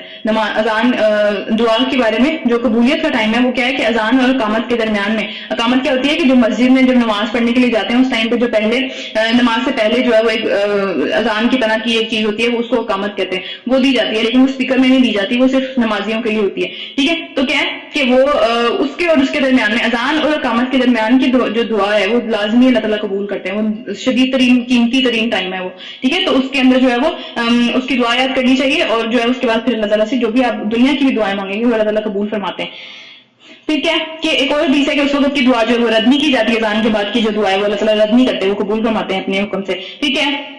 ایک اور حدیث ہے کہ عبداللہ بن عباس نے فرمایا کہ رسول اللہ صلی اللہ علیہ وسلم نے فرمایا کہ مؤذن کو جو کہتا ہوا سنو اس کو ویسا ہی جواب دو، ٹھیک ہے۔ اس کے بعد کیا ہے کہ درود پڑھو، پھر اس کے بعد کیا ہے کیونکہ جب ایک دفعہ درود پڑھا جاتا ہے تو پھر اللہ 10 رحمتیں نازل فرماتا ہے، ٹھیک ہے۔ پھر میرے لیے وسیلہ طلب کرو، ہم جو دعا پڑھتے ہیں اس کے اندر وسیلہ جو ہے وہ اس کا لفظ آتا ہے وسیلہ کا کہ اللہ تعالیٰ نبی صلی اللہ علیہ وسلم کو وسیلہ اور فضیلت عطا فرما، ٹھیک ہے۔ تو یہ وسیلہ اور فضیلت اصل میں کیا ہے کہ یہ جنت کی ایک منزلوں کے نام ہے، جنت کی 2 منزلوں کے نام ہے یہ وسیلہ اور فضیلت، ٹھیک ہے۔ پھر کیا کہ جس کو اللہ تعالیٰ نے ایک بندے کے لیے ریزرو کر کے رکھا ہوا ہے کہ اللہ تعالیٰ کسی نہ کسی کو وہ جگہ دیں گے، اور مجھے امید ہے، نبی صلی اللہ علیہ وسلم کہہ رہے ہیں مجھے امید ہے، کب کہنی ہے وہ بھی ابھی، ٹھیک ہے، مطلب اور ان کے علاوہ کون بندہ وہ ڈیزرو کرتا ہے، ہم یہ چیز ایون دیکھ سکتے ہیں، لیکن وہ اتنی عاجزی ان کے اندر ہے کہ اللہ تعالیٰ سے وہ پوری دنیا کے جو مسلمان ہیں ان کے لیے وہ فضیلت مانگ رہے ہیں۔ ہم سب مانگتے ہیں نماز کے اذان کے بعد، یہ دعا کے اندر ہے یہ چیز، ٹھیک ہے۔ اور اللہ کے نبی ہمیں کہہ بھی رہے ہیں کہ میرے لیے تم یہ چیز مانگو، لیکن پھر بھی وہ کہہ رہے ہیں مجھے امید ہے کہ اللہ مجھے دے گا، ٹھیک ہے، یہ نہیں کہہ رہے میرا ہی ہے وہ، ٹھیک ہے۔ تو ہم اتنے اوور کانفیڈنٹ ہیں اپنی سب چیزوں کے بارے میں، ہمیں ہمیشہ درمیان میں ہونا چاہیے کہ بھئی ہم 10 دفعہ یہ بات کر چکے ہیں کہ جو مومن ہوتا ہے وہ ہمیشہ خوف اور ایمان کے درمیان میں ہوتا ہے، امید اور جو خوف ہوتا ہے اس کے درمیان میں ہوتا ہے، وہ یہ نہیں ہوتا کہ یار بہت اوور کانفیڈنٹ ہو جائے یا بہت زیادہ انڈر کانفیڈنٹ ہو جائے، وہ درمیان میں رہتا ہے۔ تو پھر اللہ تعالیٰ کے نبی نے فرمایا کہ یہ ایک منزل ہے جس کو اللہ نے اپنے کسی بندے کو دینا ہے، اور وہ کیا ہے مجھے امید ہے کہ وہ بندہ میں ہی ہوں گا۔ تو جس نے میرے لیے اللہ تعالیٰ سے وسیلہ طلب کیا اس کی شفاعت میرے لیے حلال ہو گئی، یعنی کہ اس کو فرض نہیں کہا، ٹھیک ہے، فرض نہیں ہوگی، حلال مطلب ایک امید ہے کہ اس کو شفاعت اللہ تعالیٰ کے نبی سے ملے گی انشاءاللہ تعالیٰ۔ اللہ تعالیٰ ہم سب کو ایسے لوگوں میں سے کریں، دعا کو یاد کرنے کی کوشش کریں اور اذان کا جو ہے وہ احترام کرنا چاہیے۔ ٹھیک ہے کہ ان لوگوں سے کہو اے اہل کتاب تم جس بات پر ناراض ہوتے ہو وہ کیا ہے، وہ اس کے سوا کیا ہے کہ اللہ پر اور دین کی اس تعلیمات پر ہم ایمان لے آئے ہیں جو کہ ہماری طرف نازل ہوئی ہیں اور ہم سے پہلے بھی نازل ہوئی ہیں، یعنی ہم سب پہ ایمان لے کے آتے ہیں، تمہیں اس بات سے مسئلہ ہے۔ تو پھر کیا کہ تم میں سے اکثر لوگ فاسق ہیں، حد سے بڑے ہوئے ہیں۔ پھر کہو کہ کیا میں ان لوگوں کی نشاندہی کروں جن کا انجام اللہ کے ہاں فاسقوں کے انجام سے بھی بدتر ہے، یعنی کہ تم تو فاسق ہو لیکن ان لوگ اور بھی کچھ اس طرح کے لوگ ہیں جو کہ اس سے بھی آگے بڑھ گئے، ایک تو حد سے آگے بڑھنے والے ہوتے ہیں، ایک ہوتے ہیں کہ بہت اخیر لیول تک چلے جاتے ہیں اپنے حرکتوں کے اندر۔ پھر وہ کون ہے کہ جن کے اوپر اللہ تعالیٰ نے لعنت کی، جن پر اس کا غضب ٹوٹا، یعنی کہ دنیا میں بھی غضب ٹوٹ گیا ان کے اوپر، غضب ٹوٹنے کا مطلب بہت زیادہ غصہ ہوا۔ پھر کیا ہے کہ جن میں سے بندر اور سور بنائے گئے. ٹھیک ہے, ہمیں پتا ہے یوم سبت کا جو واقعہ تھا, سبت ہفتے کے دن کو کہتے ہیں, انہوں نے جو توڑا تھا بنی اسرائیل میں سے ہی ایک گروپ تھا جنہوں نے اس کو توڑ دیا تھا, اس رول کو اللہ تعالیٰ کے. تو ان کو اللہ تعالیٰ نے کہا تھا کہ بندر بن جاؤ. ٹھیک ہے, تو سور بنا دیے گئے. پھر جنہوں نے شیطان کی بندگی کی, طاغوت شیطان کو کہتے ہیں, ٹھیک ہے, شیطان کی بندگی کی. طاغوت شیطان کو بھی کہتے ہیں اور شیطانی لیڈرز کو بھی کہتے ہیں, دونوں کو کہتے ہیں. تو اب ظاہر بات ہے شیطان سامنے کھڑا ہو کے تو نہیں کہتا کہ میری بندگی کرو. تو بیسیکلی لیڈرز اس طرح کے ہوتے ہیں جو کہ ایک غلط راستے کے اوپر لے کے جا رہے ہوتے ہیں. ان کی بندگی کی, ان کا درجہ اور بھی زیادہ برا ہے. ٹھیک ہے, یعنی وہ اس سے بھی زیادہ اوپر چلے جائیں گے. یہ تو دنیا میں دیکھ لیا نا ایک طرح سے, لیکن جو اس کے پیچھے چلی جا رہے ہیں آنکھیں بند کر کے, ان کا درجہ اور بھی زیادہ برا ہوگا, اور وہ سیدھے راستے سے بہت زیادہ دور بھٹک کے نکل گئے. جب یہ لوگ تمہارے پاس آتے ہیں تو کہتے ہیں ہم ایمان لے آئے, حالانکہ کفر لیے ہوئے آتے ہیں اور کفر لیے ہوئے ہی واپس جاتے ہیں. یعنی دل میں کبھی بھی ایمان ہوتا ہی نہیں ہے, وہ آگے صرف یہ دعویٰ کرتے ہیں. وہ آتے بھی اس نیت سے نہیں ہے, اور وہ اٹھ کے ان کے اوپر جتنی مرضی باتیں کر لو, جتنا مرضی ان کو سمجھا لو, ان کے اوپر ذرا برابر بھی اثر نہیں ہوتا. وہ کفر کے ساتھ ہی واپس جاتے ہیں. ٹھیک ہے, تو اس طرح کے لوگ ہیں, اور اللہ خوب جانتا ہے جو یہ دلوں میں چھپائے ہوئے ہیں. تم دیکھتے ہو کہ ان میں سے بکثرت لوگ گناہ اور ظلم اور زیادتی کے کاموں میں دوڑ دھوپ کرتے پھرتے ہیں, بھاگتے پھرتے ہیں. اس کو کسی نہ کسی طریقے سے اس کو پاسبل کرنے کی کوششیں کرتے رہتے ہیں, بحثیں کرتے رہتے ہیں, اس کے لیے جو ہے وہ ڈفرینٹ انتظامات کرتے رہتے ہیں, اور پھر کیا کرتے ہیں, حرام مال کھاتے ہیں. بہت زیادہ بری حرکات ہیں جو کہ یہ لوگ کر رہے ہیں, کیونکہ ان کے علماء ربانی کو ہوتا ہے ریبائز, جو ہم دیکھتے ہیں جنہوں نے سر کے اوپر ٹوپی بھی رکھی ہوتی ہے, یہودیوں میں سے ہوتے ہیں. ٹھیک ہے, اور ان کے علاوہ ان کے جو مشائخ ہیں یعنی کہ پیسٹرز جو ہیں جو کہ کرسچنز کے اندر ہوتے ہیں, انہیں گناہ پر زبان کھولنے اور حرام کھانے سے نہیں روکتے. یعنی اللہ تعالیٰ کہنے کہ جو ان کے بڑے ہیں, جو کہ علم والے لوگ ہیں, ٹھیک ہے, ہر بندے کے پاس ان میں سے علم نہیں ہے, کیونکہ علماء کا بھی ان کے اندر یہ والا بات ہے نا کہ جس طرح ہمارے یہاں بھی ہے کہ بھئی ہم نے اگر سارا کچھ ان کو بتا دیا تو ہمارے ہاتھ کون چومے گا آ کے, ٹھیک ہے, یا ہم سے فتویٰ کون مانگے گا آگے. اگر ان کو ہی سب کچھ پتا چل گیا تو ہماری وہ عزت نہیں رہے گی معاشرے میں. تو ان کا یہ والا ان کے اندر ٹرینڈ بہت زیادہ ہے. تو کیا ہے کہ وہ ان کو گناہ پہ منع کیوں نہیں کرتے, ان کو جو حرام کھانے سے روکتے کیوں نہیں ہے. اگر وہ روکیں گے ظاہر سی بات ہے تو کیا ہوگا کہ وہ ان کے ہاتھ چومنا بند کر دیں گے, وہ کسی اور کو اپنا وہ درجہ دے دیں گے جو کہ ان کی چاپلوسی کرتا رہے گا. تو اس وجہ سے جو ہے اللہ تعالیٰ یہ ایک طرح سے شکوہ کریں کہ وہ کیوں نہیں روکتے. لیکن بہت ہی برا زندگی کا کام ہے جو کہ وہ تیار کریں اپنے لیے, یعنی سارا کا سارا جو کہ آگے بھیجی جا رہی ہے اچھی بات نہیں ہے. ٹھیک ہے, ہمیں پتا ہے کہ برائی سے منع کرنے والا ایسا ہی ہے جیسا کہ اس کو کرنے والا ہے. برائی سے منع نہ کرنے والا جس نے برائی ہوتے ہوئے دیکھی اور اس کو روکا نہیں یا اس کے بارے میں کچھ کرنے کی کوشش نہیں کی, تو کیا ہے وہ اسی طرح کی ہے جس طرح اس کو سپورٹ کرتا ہے. ظلم کے لیے زبان نہیں کھولتا ظلم سے روکنے کے لیے, وہ ایسا ہی ہے جیسے وہ ظالم ہے, جیسے وہ ظلم کر رہا ہے. ٹھیک ہے, اور پھر نیکی کی طرف بلانے والا ایسا ہی ہے جیسا کہ نیکی کرنے والا ہے. تو ہمیں پتا ہے کہ ہر چیز جو اچھی چیز کا ہم ساتھ دیتے ہیں, یا بیسک مطلب صرف ہم جو ہے اپنی اچھی وشز اس کے اندر ڈال دیتے ہیں, اچھی دعا کر دیتے ہیں, بیسیکلی کچھ بھی نہیں کرتے ہاتھ سے یا مال سے, کچھ بھی نہیں کرتے. تو جس بھی طرح جس بھی درجے میں ہم اس کا ساتھ دیتے ہیں اللہ تعالیٰ ہمیں اسی طرح بنا دیتا ہے جیسا کہ وہ اصل میں وہ نیکی کرنے والا ہے. تو پھر کیا اس لیے پیچھے بھی ہم نے پڑھا ہے کہ نیکیوں میں ایک دوسرے سے آگے بڑھنے کی کوشش کرنی چاہیے.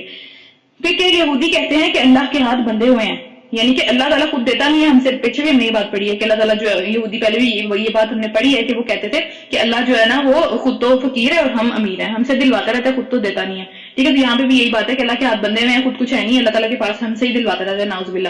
ٹھیک ہے, تو کیا ہے اللہ تعالیٰ کو اس بات پہ کتنا غصہ آیا رہتا ہے, کہہ رہے ہیں باندھے گئے ان کے ہاتھ بندیں گے اور لعنت پڑی ان کے اوپر جو کہ یہ بکواس کرتے ہیں. یعنی کہ اب یہاں پہ بکواس لکھا ہوا ہے, مجھے نہیں پتا اس کا کیا مطلب بنتا ہے, لیکن بہرحال یہاں پہ غصے کا اظہار کیا ہوا ہے اس بات کے اوپر. ٹھیک ہے, تو کہ جی بہت زیادہ بری بات ہے یہ. ٹھیک ہے, اللہ کے ہاتھ تو بہت دونوں ہاتھ کھلے ہوئے ہیں, اللہ جس کو جتنا چاہتا ہے جب چاہتا ہے اس کو عطا کرتا ہے. تو اس لیے جو ہے اس طرح کی باتیں نہیں کرنی چاہیے. پھر کیا ہے کہ اچھا اس کے بعد ہاں حدیث میں آتی ہے یہ بات کہ اللہ سے بڑھ کر صبر کرنے والا کوئی نہیں ہے جو تکلیف سے بات سن کر بھی صبر کرے. یعنی یہ تکلیف سے بات ہے, یہ اچھی بات تو نہیں ہے. اللہ تعالیٰ دنیا کا ہر مال جس کے اوپر وہ اکڑ کے یہ باتیں کر رہے ہیں کہ اللہ کے ہاتھ بندے میں ہمارے کھلے میں ہم سے دلواتا ہے اللہ تعالیٰ, تو وہ دیا کس نے ہے.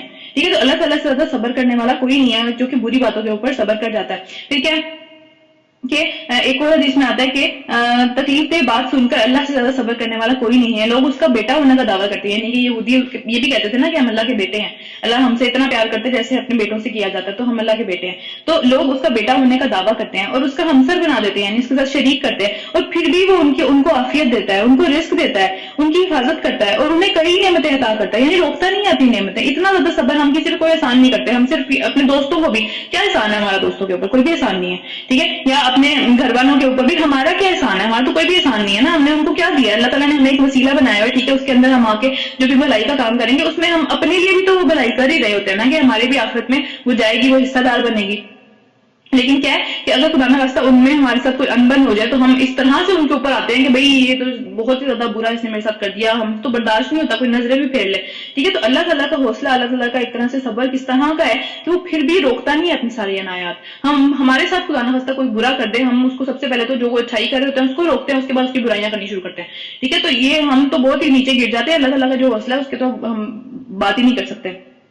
ٹھیک ہے، حقیقت یہ ہے کہ جو کلام تمہارے رب کی طرف سے تم پر نازل ہوا ہے وہ ان میں سے اکثر لوگوں کو کفر میں الٹے مطلب اس میں بڑھ گئے ہیں وہ کفر کی وجہ سے. یعنی کہ جو کلام تمہارے پاس نازل ہوا ہے اس کو سن کے ان کو اور غصہ آتا ہے، وہ اور زیادہ برائی کے اندر جو ہے کفر کے اندر آگے آگے آگے ہی چلتے چلے جا رہے ہیں. ٹھیک ہے، تو پھر کیا ہے کہ ہم نے ان کے درمیان میں اس وجہ سے، کیونکہ ان کا یہ حرکتیں ہیں، اس وجہ سے ہم نے کیا کیا کہ ان کے درمیان میں قیامت تک کے لیے عداوت اور دشمنی ڈال دی. یعنی آپس میں بھی ہمیں پتہ ہے کہ کرسچنس کی کتنی زیادہ وارز ہوئی ہیں، پیچھے صلیبی جنگیں ہوئی ہیں. اس کے علاوہ یہ جو اس کے ساتھ رشیا کی اور امریکہ کی، دونوں کرسچنز ہیں، ان کی کیوں آپس میں اتنی نہیں بنتی؟ ہر وقت کہیں نہ کہیں کی دنیا میں کسی نہ کسی جگہ پہ جا کے ہر وقت لڑائیاں چل رہی ہوتی ہیں. ٹھیک ہے، اس کے بعد کیا ہے کہ جو ویتنام کی وار ہوئی تھی وہ بھی کرسچنز کی وار تھی. تو بیسیکلی بات یہ ہے کہ بار بار ان کی جو لڑائیاں چلتی رہی ہیں وہ اسی وجہ سے چلتی رہی ہیں کیونکہ ان کا یہ مسئلہ ہے ان کے اندر.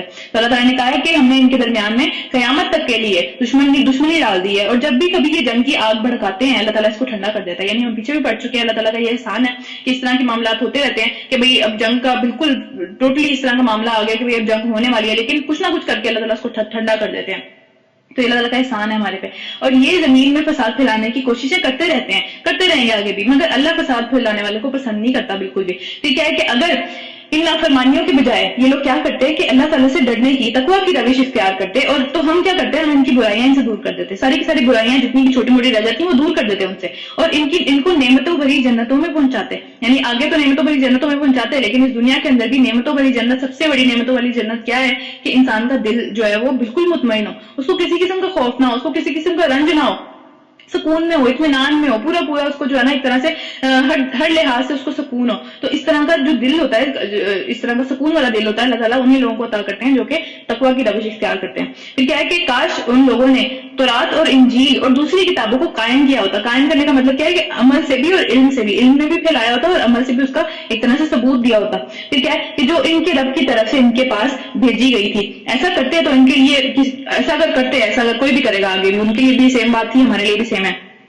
ایسا اگر کرتے تو ان کے لیے اوپر سے، یعنی کہ آسمان کے اوپر سے اور زمین کے نیچے سے، یعنی کہ پاؤں کے نیچے، پاؤں ہٹاتے وہاں سے بھی رزق ملتا، اوپر نیچے ہر جگہ سے رزق بنتا ان کے لیے. ٹھیک ہے، اللہ تعالیٰ اتنی زیادہ نہریں ان کے لیے جاری کر دیتے، دنیا میں کسی چیز کی کمی نہ رہ جاتی انہیں. اگر ان میں سے کچھ، اگرچہ ان میں سے کچھ لوگ سیدھے بھی ہیں، یعنی سیدھی راہ پہ بھی چلتے ہیں، لیکن اکثریت سخت بد عمل ہے. یعنی ہم بار بار یہ چیز پڑھتے ہیں کہ بار بار اللہ تعالیٰ کہتے ہیں کہ ان میں سے اچھے لوگ بھی ہیں لیکن زیادہ تر لوگ برے ہیں. ٹھیک ہے، تو اس بارے میں اللہ تعالیٰ کی حدیث ہے، ابن عباس فرماتے ہیں کہ اس کا مطلب ایک طرح سے اس کی ایک طرح سے یہ بھی ایکسپلینیشن دی جا سکتی ہے کہ اوپر سے بارش کے ذریعے اتنی بارشیں، رحمت بھری ان کے لیے بارشیں ہوتی ہے، کیونکہ رحمت جو اللہ تعالیٰ کی رحمت ہے بارش کے تھرو وہ زحمت بھی بن جاتی ہے، اس میں سیلاب آنے شروع ہو جاتے ہیں، گھر کے گھر تباہ ہو جاتے ہیں. ٹھیک ہے، تو اللہ تعالیٰ ایک اچھے طریقے سے ان کے لیے نفع بخش بارشیں برساتا. پھر کیا ہے کہ ایک قول کے مطابق رزق اتنا وسیع کر دیتے کہ وہ مسلسل کھاتے رہتے اور کبھی کمی نہ ہوتی ان کے رزق میں.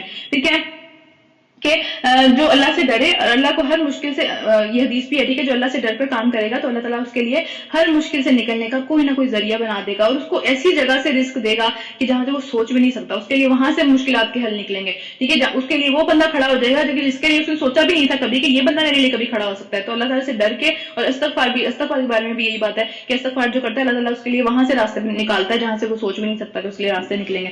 اسی طرح کیا کہ علم سیکھنے سے اور علم سکھانے سے بھی جو ہے وہ رزق میں برکتیں آتی ہیں. ٹھیک ہے، رزق کا صرف مال نہیں ہے، ہم بہت دفعہ یہ بات کر چکے ہیں، رزق صرف مال نہیں ہے، رزق میں ہر طرح کی نعمت ہے اللہ تعالیٰ کی. سکون بھی رزق کے اندر آتا ہے، ٹھیک ہے، صحت بھی رزق کے اندر آتی ہے، مال بھی، اولاد بھی، ہر چیز رزق کے اندر آتی ہے. تو کیا ہے کہ انس بن مالک فرماتے ہیں کہ نبی صلی اللہ علیہ وسلم کے زمانے میں 2 بھائی تھے، ان میں سے ایک بھائی جو تھا وہ رسول اللہ صلی اللہ علیہ وسلم کی خدمت میں آتا تھا، سیکھتا تھا، سکھاتا تھا، یہ کام کرتا تھا، اور دوسرا یہ کرتا تھا وہ کمانے والا کام کرتا تھا، گھر بھی چلانا تھا.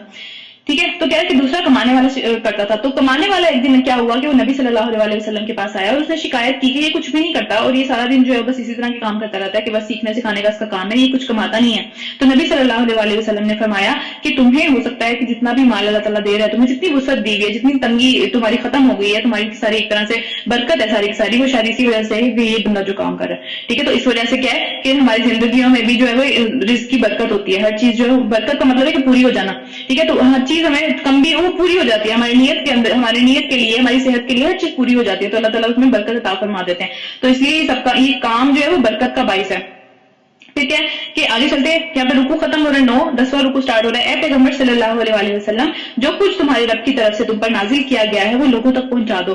اگر تم نے ایسا نہ کیا تو تم نے پیغمبری کا حق نہ ادا کیا. یعنی نبی صلی اللہ علیہ وسلم نے اگر ایک بھی بات اپنی طرف رکھ لی ہے، ایک بھی بات چھپا لی، جو کہ ہمیں پتا ہے کہ اللہ تعالیٰ کے نبی نے نہیں چھپائی، اللہ تعالیٰ کے نبی نے ہمیں ہر بات بتا دی ہوئی ہے، تو اللہ تعالیٰ ان کو بھی کہہ رہے ہیں کہ تم نے پیغمبری کا حق نہ ادا کیا. چاہے تم نے 99 باتیں پہنچا دی، ایک بھی نہیں پہنچائی تو حق نہیں ادا ہوا. ٹھیک ہے، تو اس میں کیا ہے کہ جو کچھ نبی صلی اللہ علیہ وسلم کی طرف آیا ہے وہ بھی وحی کے ذریعے سے آیا ہے. ٹھیک ہے، یعنی اس میں صرف یہ نہیں سوچنا کہ جو ہے نا صرف قرآن ہی ہم نے پڑھنا ہے، کیونکہ نبی صلی اللہ علیہ وسلم کی جو ساری کی ساری احادیث ہیں یا سنتیں ہیں ساری کی ساری، وہ بھی اللہ تعالیٰ کی طرف سے ہی آئی ہیں. اس کے بارے میں ایک حدیث ہے کہ جبرائیل حسان بن عطیہ فرماتے ہیں کہ جبرائیل نبی صلی اللہ علیہ وسلم کے پاس سنت لے کے اترتے تھے. یعنی کہ سنت بھی علیہ وسلم جو کچھ کرتے تھے، طریقے سارے کے سارے، ہمیں پتا ہے کہ نماز کا طریقہ جبرائیل نے سکھایا تھا نبی صلی اللہ علیہ وسلم کو. ٹھیک ہے، ان کو خود کیسے پتا کہ یہ سب چیزیں کیسے کرنی ہے؟ تو سب چیزیں نبی صلی اللہ علیہ وسلم کو اللہ تعالیٰ کی فرشتوں نے سکھائی تھی اور اللہ کے حکم سے سکھائی تھی. ٹھیک ہے کہ جبرائیل، حدیث پہ چلتے ہیں وہاں پہ، جبرائیل علیہ السلام جو ہے وہ نبی صلی اللہ علیہ وسلم کے پاس سنت لے کر اترتے تھے. جس طرح آپ کو قرآن سکھاتے تھے اسی طرح سنت کی بھی تعلیم دیتے تھے. تو بات یہ ہے کہ دونوں چیزیں ایکولی امپورٹنٹ ہے، ایک چیز جو ہے وہ چھوڑ کے دوسری چیز نہیں پکڑی جا سکتی. اسی طرح اس بارے میں حدیث ہے، نبی صلی اللہ علیہ وسلم نے فرمایا کہ جان لو کہ عنقریب کسی شخص کو میری ایک حدیث پہنچے گی، یعنی کہ اس کے کسی بھی عمل کے بارے میں ایک حدیث کو اس کو آ کے بتائے گا کہ بھائی حدیث جو ہے نا وہ یہ ہے، یہ نہیں کرنا چاہیے. تو وہ کیا ہوگا، وہ تکیہ لگا کے بیٹھا ہوگا، بڑے سکون میں بیٹھا ہوگا. وہ کیا کہے گا کہ تمہارے اور ہمارے درمیان میں اللہ کی کتاب ہی کافی ہے، اس میں جو حرام ہے ہم اس کو حرام مانیں گے، اس میں جو حلال ہے صرف اسی کو حلال مانیں گے. ٹھیک ہے، تو اللہ نے جو حرام کیا ہے بس اسی کو حلال مانیں گے اور نبی کو نہیں مانیں گے. تو نبی صلی اللہ علیہ وسلم نے فرمایا کہ اللہ نے جو حرام کیا ہے اور جو نبی نے حرام کیا ہے وہ دونوں یعنی کہ حرام ہی ہیں، ان میں کوئی کیٹیگری نہیں ہے کہ وہ زیادہ حرام ہے اور یہ کم حرام ہے، دونوں باتیں ایک جیسی ہیں.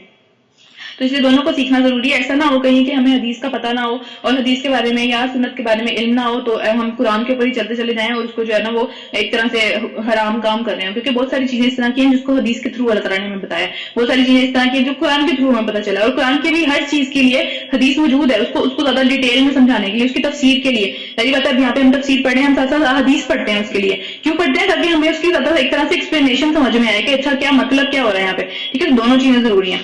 پھر آگے چلتے ہیں. اللہ تم کو ان کی شر سے بچانے والا ہے، یعنی لوگوں کی شر سے بچانے والا ہے. یقین رکھو کہ جو کافروں کو تمہارے مقابلے میں مطلب وہ ان کو ہدایت نہیں دے گا کافروں کو تمہارے مقابلے میں، یعنی تم ہمیشہ اوپر ہی رہو گے. وہ والی بات ہے کہ جو بندہ اللہ کے راہ میں چلے گا وہ ہمیشہ اوپر ہی رہے گا لوگوں سے.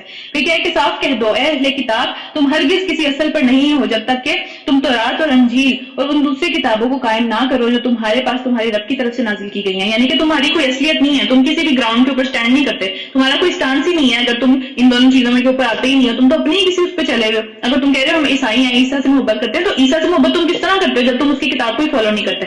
ٹھیک ہے، پھر اس کے بعد کیا ہے کہ یقیناً جو کچھ تم پر نازل کیا گیا ہے ان میں سے اکثر اس کی وہی والی بات آ رہی ہے کہ اکثر کی سرکشی اور اکثر کے کفر جو ہے وہ اس کی وجہ سے بڑھ رہا ہے. اس قرآن کی وجہ سے وہ اور کفر میں بڑھتے چلے جا رہے ہیں، کیونکہ غصہ آ رہا ہے، ضد آ رہی ہے، حسد آ رہا ہے، جلسی آ رہی ہے، ان سب چیزوں کی وجہ سے.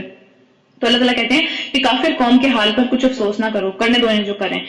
ٹھیک ہے، یہاں پہ اجارہ کسی کا بھی نہیں ہے. پھر کیا ہے کہ مسلمان ہو یا یہودی ہو یا صابی ہو یا عیسائی ہو، جو بھی اللہ اور روز آخرت پر ایمان لائے گا اور نیک عمل کرے گا. ایمان خالی کافی نہیں ہے، نیک عمل بھی کرنا ہے. اور نیک عمل کس کے دیکھ کے کرنا ہے؟ نیک عمل ہمیں کیسے پتہ ہے کہ یہ نیک عمل ہے؟ وہ نبی کی سنت سے پتہ ہے.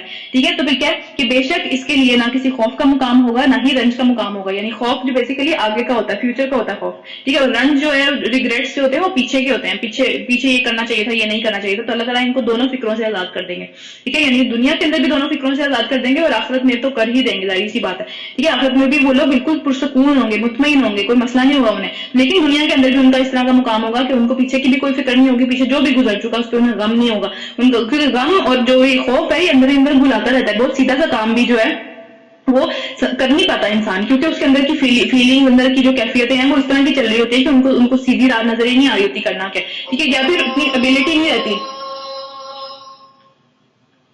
یا پھر انسان میں اتنی ایبلٹی نہیں رہتی کہ اس کو جو ہے وہ کر پائے. ٹھیک ہے، تو اس لیے ان دونوں چیزوں سے نکل کے آج پہ فوکس کرنا ہے. آج ہم میکسیمم اچھی چیزیں کیا کر سکتے ہیں، وہ آج کا جو فائدہ ہے وہ ہم اٹھا نہیں پائیں گے اگر ہم پیچھے رہیں گے یا آگے چلے جائیں گے. ٹھیک ہے، تو آگے چلتے ہیں. ہم نے بنی اسرائیل سے پختہ عہد لیا اور ان کی طرف سے بہت سے رسول بھیجے، مگر جب بھی ان کے پاس کوئی نبی اس طرح کا آیا کہ جو ان کو اس طرح کی باتیں بتائی جن کو وہ پسند نہیں کرتے تھے. ظاہر سی بات ہے وہ اپنی دھن کے اندر مست ہوئے ہوئے تھے, تو کوئی بھی اگر اس طرح کی باتیں بتاتا تھا وہ انہیں پسند نہیں آتی تھی, تو وہ کیا کرتے تھے, کسی کو تو جھٹلا دیتے تھے, کہتے تھے یہ نبی نہیں ہے, یہ تو اپنی طرف سے باتیں کر رہا ہے, ٹھیک ہے, یا پھر کسی کو قتل کر دیتے تھے, اتنی حد تک چلے جاتے تھے کہ قتل ہی کر دیتے تھے, اور پھر اپنی طرف سے سمجھتے تھے کہ کوئی مسئلہ ہی نہیں ہے, کوئی فتنہ رونما نہیں ہوا, ہم نے کچھ غلط نہیں کیا. جیسے کہ ابھی بھی اتراتے ہیں نا اس بات کے اوپر کہ عیسیٰ کو ہم نے قتل کیا, ہاں کر دیا ہم نے قتل, کل ہم نے پڑھا تھا یہ, ٹھیک ہے, تو وہ سمجھتے ہیں کہ کوئی مسئلہ نہیں ہوا. پھر کیا ہوا کہ ان کے اسی حرکتوں کی وجہ سے اللہ تعالیٰ نے ان کو گونگے, اندھے اور بہرے بنا دیا, یعنی کہ اب وہ اصلیت دیکھ ہی نہیں سکتے اور نہ ہی سن سکتے ہیں, ان کی اس طرح کی وہ صلاحیت ہی اللہ تعالیٰ نے چھین لیا. پھر اللہ نے انہیں معاف کر دیا, یعنی کہ بعد میں جا کے ایسا ہوا کہ بھئی ان میں سے کچھ لوگ جو انہوں نے استغفار کی, انہوں نے اپنے معاملات میں سیدھے ہو گئے, صحیح ہو گئے, تو اللہ تعالیٰ نے انہیں معاف کر دیا. اور پھر کیا ہوا, ان پہ مہربان ہو گیا اللہ تعالیٰ. تو پھر دوبارہ کیا ہوا, کچھ عرصے بعد جا کے پھر دوبارہ کیا ہوا کہ ان میں سے اکثر لوگ اور زیادہ اندھے اور بہرے ہو گئے, یعنی کہ پیچھے تو جو انہوں نے کیا وہ تو کیا, لیکن اس کے بعد جب دوبارہ واپس اس چیز کے اندر گئے تو پہلے سے بھی بڑھ گئے اپنے کام کے اندر, ٹھیک ہے. ان کی یہ سب حرکات اللہ تعالیٰ دیکھ رہا ہے. یقیناً کفر کیا ان لوگوں نے جنہوں نے کہا کہ اللہ عیسیٰ ابن مریم ہی ہے, وہی اللہ ہے, مطلب یہ وہی کرسچن کی عقیدوں کی بات ہو رہی ہے کہ انہوں نے بھی کفر کیا. حالانکہ عیسیٰ ابن مریم نے کہا تھا کہ اے بنی اسرائیل اللہ کی بندگی کرو جو میرا بھی رب ہے اور تمہارا بھی رب ہے, یعنی کہ ہم دونوں بندے ہیں, ہم دونوں ایک جیسے بندے ہیں, اس کی پیروی کرو, میں تمہارا رب نہیں. اس نے کبھی نہیں کہا کہ میں الہ ہوں, مجھے خدا بنا لو, میری عبادت کرنی شروع کر دو. جس نے اللہ کے ساتھ کسی کو شریک ٹھہرایا, یہ بھی حضرت عیسیٰ ہی فرما رہے نہیں, حضرت عیسیٰ نہیں فرما رہی, اللہ تعالیٰ کے قرآن میں یہ کیا ہے کہ جس نے اللہ کے ساتھ کسی کو شریک ٹھہرایا اس پر اللہ نے جنت حرام کر دی. مطلب جو شرک کی حالت میں مر گیا وہ جنت میں نہیں جا سکتا, کسی بھی صورت جنت میں نہیں جا سکتا. اس نے معافی مانگ لی دنیا کے اندر وہ ٹھیک ہے, لیکن جو شرک کی حالت میں مر گیا وہ اس کے اوپر حرام ہے جنت, اور اس کا ٹھکانہ جہنم ہے, اور ایسے ظالموں کا کوئی بھی مددگار نہیں ہے. یقیناً کفر کیا ان لوگوں نے جنہوں نے کہا اللہ تین کا تیسرا ہے, یعنی کہ ڈفرنٹ عقائد ہیں ان لوگوں کے جو کہ ہم سارے پڑھتے چلے جا رہے ہیں, ٹھیک ہے. ان میں سے تین کا تیسرا کا مطلب ہے تین کون لوگ ہیں کہ ایک تو ہولی اسپرٹ جس کی یہ لوگ بات کرتے ہیں, یعنی حضرت جبرائیل کی بات کرتے ہیں, ٹھیک ہے. اس کے بعد ایک اللہ جو رب ہے, ظاہر سی بات ہے, اور تیسرا کون ہے, حضرت عیسیٰ. تو وہ کہتے ہیں ان تین میں سے ایک اللہ ہے, کچھ لوگ یہ بھی کہتے ہیں, ٹھیک ہے, تین میں سے ایک ہے, لیکن تینوں جو ہیں وہ تینوں کی ہی عبادت کرنی چاہیے, وہ اس عقیدے کے اوپر ہے. حالانکہ اللہ کے سوا کوئی بھی خدا برحق نہیں ہے, اصل میں کوئی بھی اس قابل نہیں ہے کہ جس کو خدا کہا جائے. اگر یہ لوگ اپنی زبان اپنی ان باتوں سے باز نہ آئے تو ان میں سے جس نے کفر کیا ہے اس کو دردناک سزا دی جائے گی. پھر کیا یہ اللہ سے توبہ نہیں کریں گے اور نہ ہی اس سے معافی مانگیں گے, جبکہ اللہ تعالیٰ شدید معاف کرنے والا اور رحم فرمانے والا ہے, اللہ سے تیار بیٹھا معاف کرنے کے لیے. پھر بھی جو یہ لوگ توبہ نہیں کریں گے, ان کا کیا معاملہ ہے, کیوں اس طرح کے ہیں, ٹھیک ہے. پھر کیا کہ عیسیٰ ابن مریم اس کے سوا کچھ نہیں تھا, بس اللہ کا ایک رسول تھا. اس سے پہلے بھی اور اس کے بعد, مطلب اس سے پہلے بھی اس طرح کے بہت سارے رسول آ چکے ہوئے ہیں. اس کی ماں ایک راست باز عورت تھی. اللہ تعالیٰ یہاں پہ جو ہے اس کو صدیقہ کہہ رہے ہیں, ٹھیک ہے. ہمیں پتہ ہے انبیاء کے بعد سب سے پہلا درجہ کس کا ہے, صدیقین کا درجہ ہے, جو کہ بہت زیادہ ایک طرح سے سچے ہوتے ہیں, سچائی کو ڈھونڈنے والے, سچائی کے اوپر چلنے والے, سچ بولنے والے, نیتوں میں سچے, اعمال میں سچے, ہر چیز کے اندر جو سچے ہوتے ہیں, ٹھیک ہے. تو اللہ تعالیٰ نے حضرت مریم کے لیے صدیقہ کا لفظ استعمال کیا.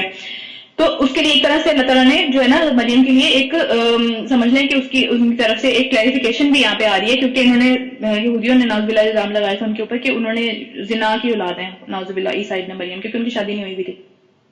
تو کیا ہوا کہ اللہ تعالیٰ نے فرمایا کہ اس کی ماں ایک راست باز صدیقہ عورت تھی, اور وہ دونوں کھانا کھاتے تھے, یعنی انسان تھے, وہ کھانا کھانے والے لوگ تھے. اس میں کیا اتنا انسانوں کی طرح ان کی ساری نیڈس تھی, کھانا کھاتے تھے وہ, اس کے علاوہ جتنے بھی معاملات انسانوں کے ہوتے ہیں وہ سب معاملات ان کے تھے. تو دیکھو ہم کس طرح ان کے سامنے حقیقت کی نشانیاں واضح کرتے ہیں, یعنی یہ دلیل ہے نا, یہ انسان ہونے کی دلیل ہے. اگر وہ انسان نہ ہوتے, انسانوں سے بڑھ کے کوئی چیز ہوتے, تو پھر ان کو دنیا کی چیزوں کی ضرورت نہ رہتی, ٹھیک ہے, کہ واضح کرتے ہیں. پھر دیکھو یہ کدھر الٹے پھرتے چلے جا رہے ہیں, پھر بھی واپس اسی چیز کی طرف چلے جا رہے ہیں کہ بس نہیں, اپنے عقیدوں کے اندر چاہے اس کی کوئی دلیل ہو چاہے اس کی کوئی دلیل نہ ہو, اس میں پکے ہوئے چلے جا رہے ہیں. پھر اسی طرح نبی صلی اللہ علیہ وسلم کی حدیث ہے کہ رسول اللہ صلی اللہ علیہ وسلم نے فرمایا کہ مردوں میں سے بہت سارے کامل ہوئے ہیں, یعنی کامل کا مطلب ہے کہ بہت سارے ایسے درجے پہ پہنچے ہیں جو کہ اللہ تعالیٰ کو بہت قریب, سب سے زیادہ قریب چلے گئے اللہ تعالیٰ کے, جیسے انبیاء ہیں, ٹھیک ہے. لیکن عورتوں میں کوئی کمال کو نہ پہنچی سوائے مریم کے اور فرعون کی بیوی آسیہ کے, یعنی کہ دونوں اس طرح کی خواتین ہیں جن کی زندگیاں پرفیکٹ نہیں تھیں, جن کی زندگیوں میں بہت زیادہ مشکلات تھیں.